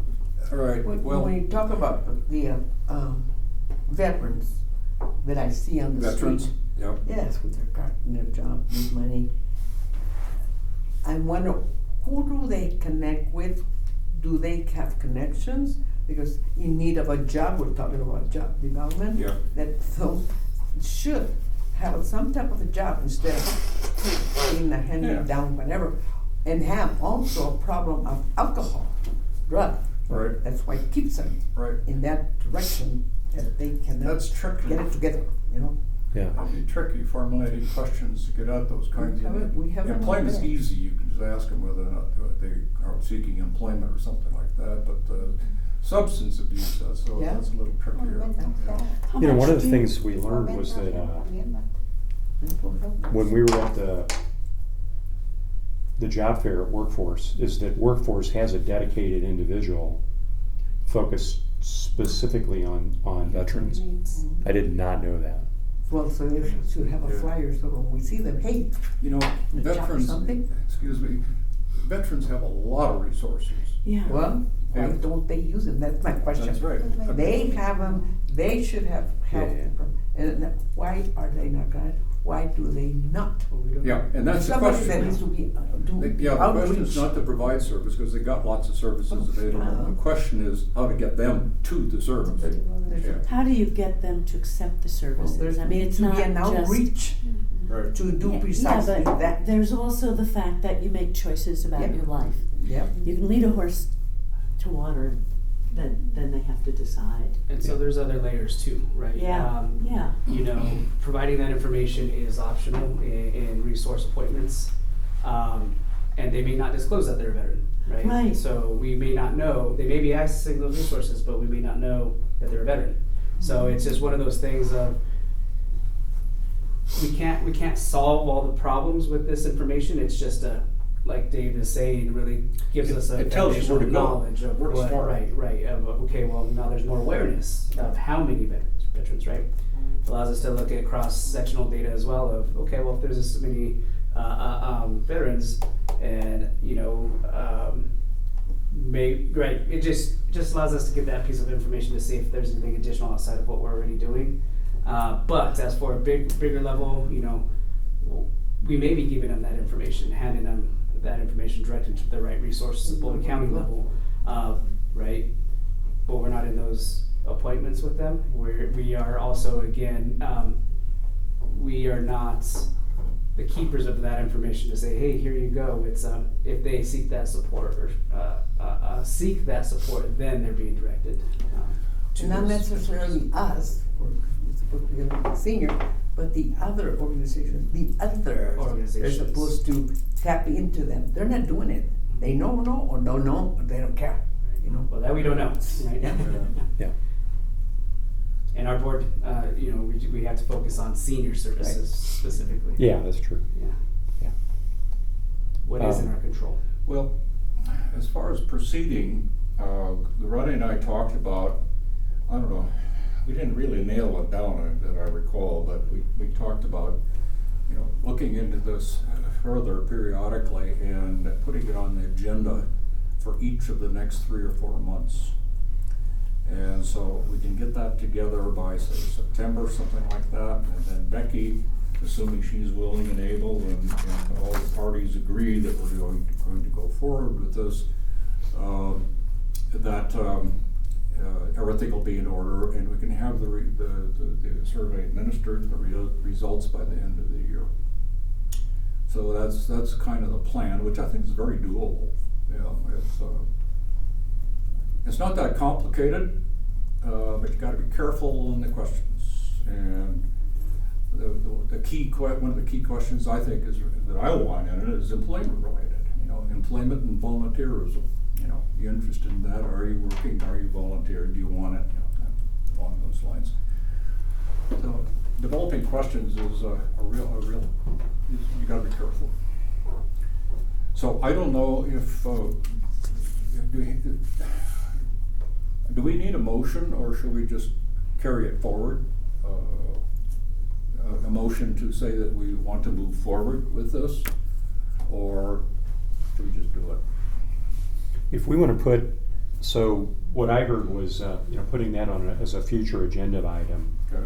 and have it a standing agenda item for at least the next 3 to 4 months. Do we need a motion to do that, or do we just put it on there and start doing it? Well, why don't I do this? I'll just make a motion and then see if, okay, I'll also move.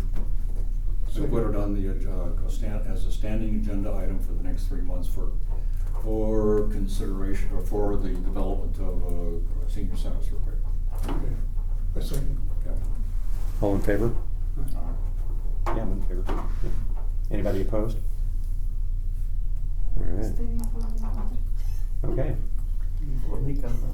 It will happen. Dave, keeping on you, is there anything you want to add on board advocacy? I know you were at the... Well, that was board advocacy. Okay. I didn't know. That's kind of what I figure is board advocacy. Okay. I have met with both Jake Marsing and Alex Kolkoff. I have a hard time with his last name. And I haven't talked a lot of specifics or in depth, and both of my conversations have been fairly brief. Although I just really impressed with both those guys. Seem to be very supportive of the senior center and what we're doing, the direction of we are going. By the way, sometimes I've complained to John a couple of times that sometimes I'm talking to these guys and I don't quite know what to say. I think I mentioned that last time.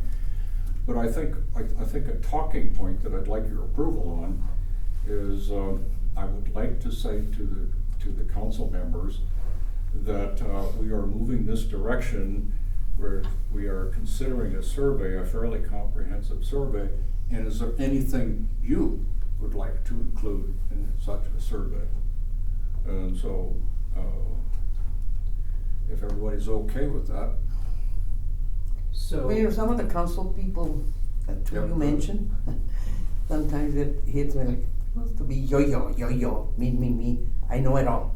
No, the council is there together to cahoot and get to know everything, and not disrespect the mayor, who's the mayor. Yeah. But sometimes they carry on as if this is what I'm telling, this is what I'm saying, you're not listening. It gets very, I've run into that. I've gone into, well, hell, yeah, Oh, yeah. I mean, I'm sorry, but I go off and on, and what are you doing here? Well, I put you there, come check you out, see what's happening. Yeah. You know, they need to be, because sometimes they think they're competing. I know it this way, this should be this way, or whatever. It's not good. I mean, the council should be together, respectful of one another, and suggest and help, and not downplay the other. And so you could put it on the radar that's what's in the works. The advisory boards making recommendations on the direction of that.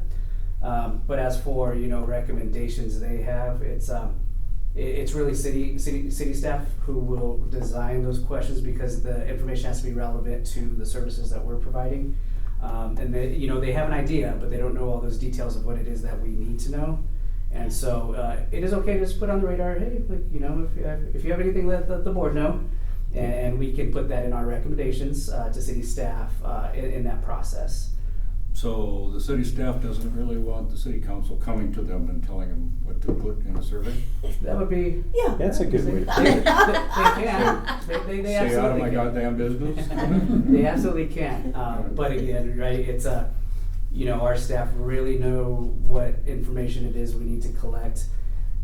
If we took everybody's recommendations and feedback, we'd have a 100-page survey versus 10, 15 pointed questions that we really need to know and get the information on.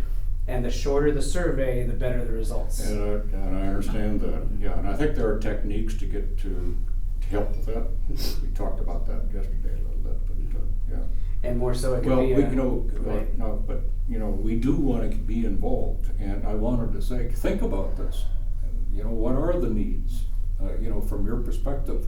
What are the kinds of things, what is the kind of information we should be getting at? So we do wanna be involved, even though the city is going to draft the question. And that's everything the advisory board does, right? Yeah. They are in that process, and you collectively are here in these meetings to advise and make those recommendations. Yeah. Absolutely, and it is the city staff who take Yeah, take well, take those recommendations, feedback, Absolutely. and put them into action. We certainly don't have the resources to Right. do that. I really appreciate what you're saying, Ronnie. I think it's really important that city council doesn't think they can make recommendations, but if you've got some ideas, feed them. Yeah. Yeah. Not to think that, yeah. But they don't need to tell us how to run. Yeah. Seriously, we're not there to hear them, oh, this is how you're supposed to do it. No. We know, as a board or our community or our seniors, what some other needs or whatever, but not from, oh, well, I think you should do this. No, they don't know. I'm sorry. I mean, you know what I'm trying to say. Right. We do ask, and we have made requests to city council members to follow processes, and you know, follow processes and not try to go directly to a source to achieve a specific outcome of support. And so what I mean is, just like everybody, we have to follow those processes, and again, those recommendations always welcome, right? But as for directing the work of city staff, we do ask them to follow those processes. Right. Thank you. Okay. That's all I got. All right. Food table. Anything you want to add there, Eric? We did 72 individuals and 179 family members last time. We're looking for people for this one. So if you're volunteering, anybody volunteering? Yeah, I'm gonna come. Okay. That's this Saturday, right? Same old thing. Okay. Same bat time. Oh, yeah? Food table. Okay. All right, and Yeah. we're looking, we anticipate that there will be more people since people's SNAP benefits were cut on May 1st. So, I don't know, we'll see how it goes. Okay. Anything else? That's it. Okay. Thanks, Eric. All right, next section is board updates, open discussion. I have a question. Yeah. I have a question for Ronnie. You haven't done staff updates lately, or it seems like you haven't? Is No. anything going on with your staff? Yes, and that was actually in my, I passed over that. We do have a vacancy right now. Apologies, I moved into the outer change and then followed through. We have actually two different levels. I missed two things. So staff updates. We do have a vacancy right now for our recreation program supervisor. Ryan Vinson, our recreation programs supervisor at that time resigned his position. So we as a team are absorbing his responsibilities in that process. There's that, and then the applications for our advisory board, I missed that one. There was no applicants this go around for our vacancies. If there is any plans from city clerk's office to reopen it up, to try to see if we can provide additional time to our community to see if there is anybody interested, I'll let you know. But that's their direction, their choice. I'll let you know what they decide. So. Is there any way we can expedite that? Getting information if they're going to or not, I can ask, yeah. That's a good question. So I have How any many questions on those openings two. are there? Was there two open? I believe there's two. And you have to apply through the city clerk? Yes. Oh. Yeah. There's an application process and an Yeah. interview process. It's the same process for any advisory board for the city. Yeah, of Longmont. okay, I didn't know that. Yeah. Right, two. Okay. Yeah, so board updates, open discussion. I'm not exactly sure what, just anything that's on anyone's mind? Or? That's all that is. Okay. Anybody? All right. Then we'll move into future agenda items. Harold Dominguez, do we have him on track for June? I'll double check that in my bag. Let me see. Let's see if it shows here. Okay. Harold is going to attend. Well, I think that's what Ryan's checking out. June 12th? Is that what you just said? Oh, I don't have a date in June. Oh, It's I'm just, sorry. it just says June, but if that's our next meeting, when's our advisory board meeting in June? June 3rd. June 3rd. Yeah, first Wednesday, June 3rd. So, I'll check. okay. And then it says Sandy Cedar. TBD, yep. TBD. Just in a future upcoming board meeting just for updates. Okay. Let's see, present advisory board annual review. Okay, we've already talked about that. John and I, when he gets back. Does anybody know when John Higgins gets back? I think it's toward the end of May, isn't it? I don't know. Well, I didn't think it was that long. Yeah, I think they were going to be gone 2 months. 2 months? Oh, I think he was gonna be gone 5 weeks. Oh. That's what I thought too. Well, Yeah, then he's so coming home soon. Should be pretty soon, yeah. 2 months. So anyway, John and I need to get together and start working on that. Obviously, we'll pull in others. Ronnie is going to be a pretty big part of what that looks like, I would think, as well. So let's see here. Schedule a city council annual presentation. That's actually the one that's So, for yep, June. yeah, June 30. That's June 30, yeah. As soon as we can get on. Okay. Moving on, outreach.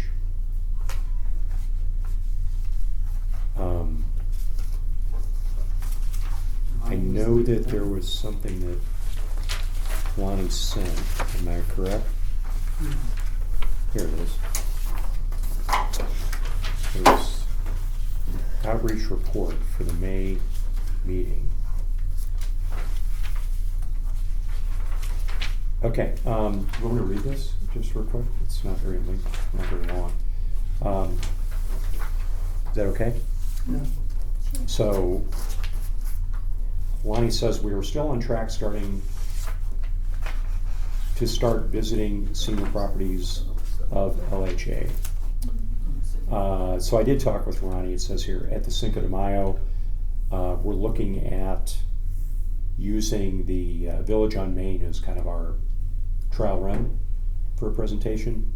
I think she has that. Is that the June 4th meeting, 2 o'clock? I think it is. Yep. Yeah. Yeah, Village on Main at 2 o'clock. Front parking lot is full. You can park in the back. We encourage, obviously, everybody with the advisory board and also friends to attend. What I don't know is, I know that she's been working on, actually, Ronnie, you and I talked about this a little bit too, I think when I met in your office the other day, about making sure that whatever we have there is been looked at, approved, consistent, you know, that the message is locked down, and that it's a consistent message that we deliver whenever we do a presentation, right? Not just a one-off kind of thing. I don't know if you have any other comments on that, Ronnie. I just think, you know, if the board's goal is to go out in the community to do outreach in different spaces outside of the senior center, I think there just needs to be a foundational, uniform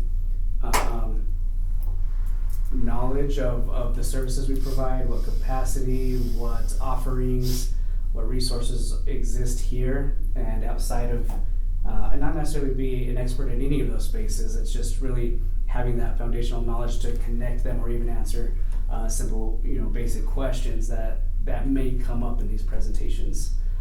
So the Go is just that very foundational piece of information and knowledge. Of course, the programs shift every Go cycle, but the offerings are consistent. You know, I think it's important to know.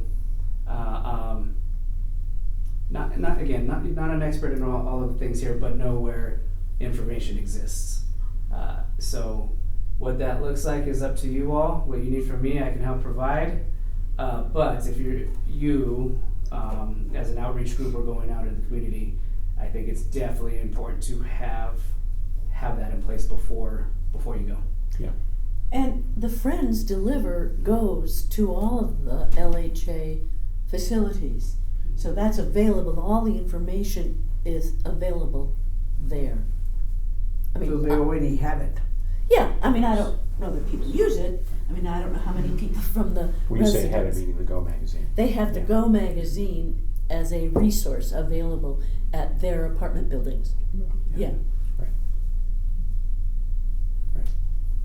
Anyway, I told Lonnie that she asked me if I would present the pitch or present at the Village on Main, and I said I'd be there, and if we got something locked down, I'm happy to present it. So.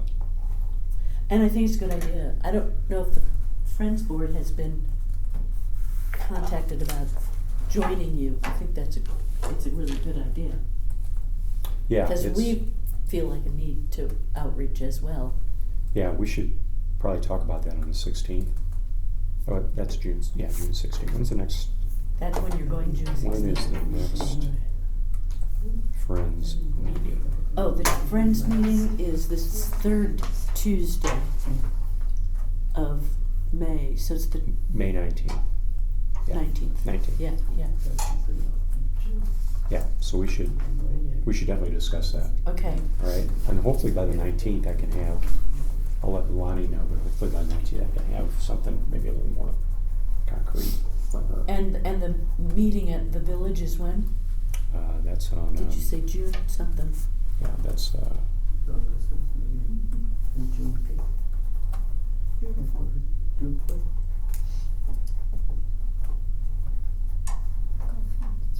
No, I can't find it. I'm sure you said June. Is this it?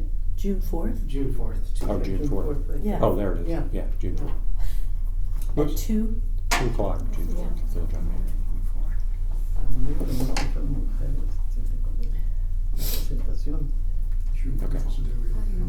Okay. I don't know what presentation is gonna be. We haven't really got together with her to say, Yeah. okay, this is what's important. Know what we're gonna say. They have the goal book. Maybe they don't know how they use the goal book. Never. A little class there. Oh, the goal book says here, it says there. You look here, you look there. A way for them to learn how to use the goal book. Yeah. Because they have a big book. Oh, they'll sit and look forever. Kind of some of the things that we offer, tell them you'll find in the goal book on this section and in the other section. Yeah. You don't need to have it if they're not going to use it or know how to use it. Yeah, and how to use the online. Yeah. Oh, right. Yeah, exactly. Which can be challenging. Yeah. I just signed up for a couple of walking tours, historical walking tours. Oh, yeah, yeah. And it's interesting and challenging to get on the right, to find where the site is to register for that kind of thing. Right. So we have no control over registration software that's uniform in the city. And that one is that is what it is, and nothing I can do about that. Definitely has room for improvement. That's red we track. have to develop and say how we're going to do it to be done. Why don't we have a say on how Rec Track operates? Because it's its own software, and the city uses that for all registration systems. Yeah.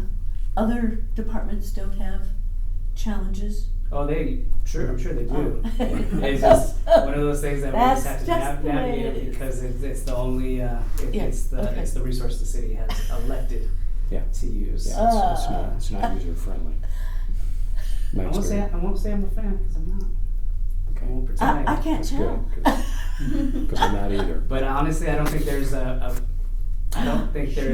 greater registration software for recreations. And we say recreation because that's what it is. It's a recreation registration system.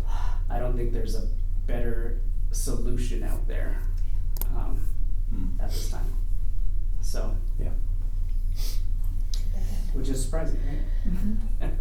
Just learning to do what we're gonna do and how we're gonna do it. Right. And how we're gonna develop it. So I think you're correct. Is what is the focus? What is the message? Like, you know, you and Eric both mentioned, yes, touching on the resources, but also navigating access online resources. So how much time do you want to spend on each, right? It needs to be a uniformed presentation that is consistent but intentional, right? So it's not a let's just tell you about all the resources if that's not what you came here to learn about, right? So a good example would be Kaylee's presentation, right? Just that focus of flow as well. Yeah, and my hope is we should be able to get some good feedback, right? 4 weeks is quick, so y'all need to figure out what the focus is going to be and what you need for me to fill those gaps of information for you. Yeah, okay. That's it on the agenda, I believe. Do we have any further questions, or should we conclude this meeting a few minutes early, or? I just have a request. Me? I think it would be a good idea if you brought a few extra packets for our friends. A what? Like, you know, for friends when they come. Like Denise has been sitting here the whole time without any stuff to look at. So could we have some extra packets made each meeting? Oh, for the meeting, the schedule. For meetings, I'm sorry, yeah, just these sure. packets. So Well, that yeah, I just- have something to follow, or Denise Okay. has something to follow. Yeah, cool. That's all. Okay. Well, I do have one other thing. So we extended this meeting by 30 minutes specifically for outreach. Do we still need to extend our 2 hours to 2.5 hours for outreach, or do you think we're far enough along now that we can fit it within the 2 hour window that we originally had? And I don't have an opinion. I'm just curious because I didn't think the 2.5 hour was permanent. I think it was a temporary extension to our. So are you asking me or the board? Both. Both. We don't know what we need to do, okay? Need to get together, okay, what is the plan that we're gonna do? Who's gonna do it, how we're gonna do it, and what are we going to do each time that we go out? I understand. Yeah. No idea. So, Jonathan, we can allocate the time, and if we don't use it, Yeah. it's just. Yeah. At least until we get this thing off the ground. 'Cause- Right.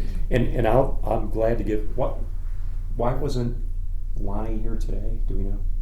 She's got surgery tomorrow. Oh, surgery's tomorrow. Yeah. Okay. I'm happy to. I think that, just my personal opinion, I think the outreach, I don't think we need to. I think the outreach committee should just wrap things up with the focus, like you were talking about, and identify the areas where you got some holes, kind of put it together, bring it back to the board, and we can move from there. So 2 parts to that is the amount of board members, the number of board members, the number of board members who are on that committee does require it be a recorded meeting. That's why it's been tacked on to the advisory board, so that way it is still a public meeting. So in that process, I think you're both saying the same thing, is need that direction and focus to wrap it up. But this time, that additional time is designed and designated for it to be recorded in that process. Yeah. So let's just keep things as they are for now, and then we'll. Okay.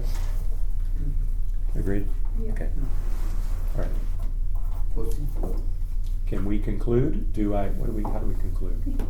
Motion to conclude. Motion to adjourn. Motion to adjourn. Second. Second? Okay. 1, 2. 1, 2. 1, 2. Okay. I'll give you 15 minutes back. 11:46.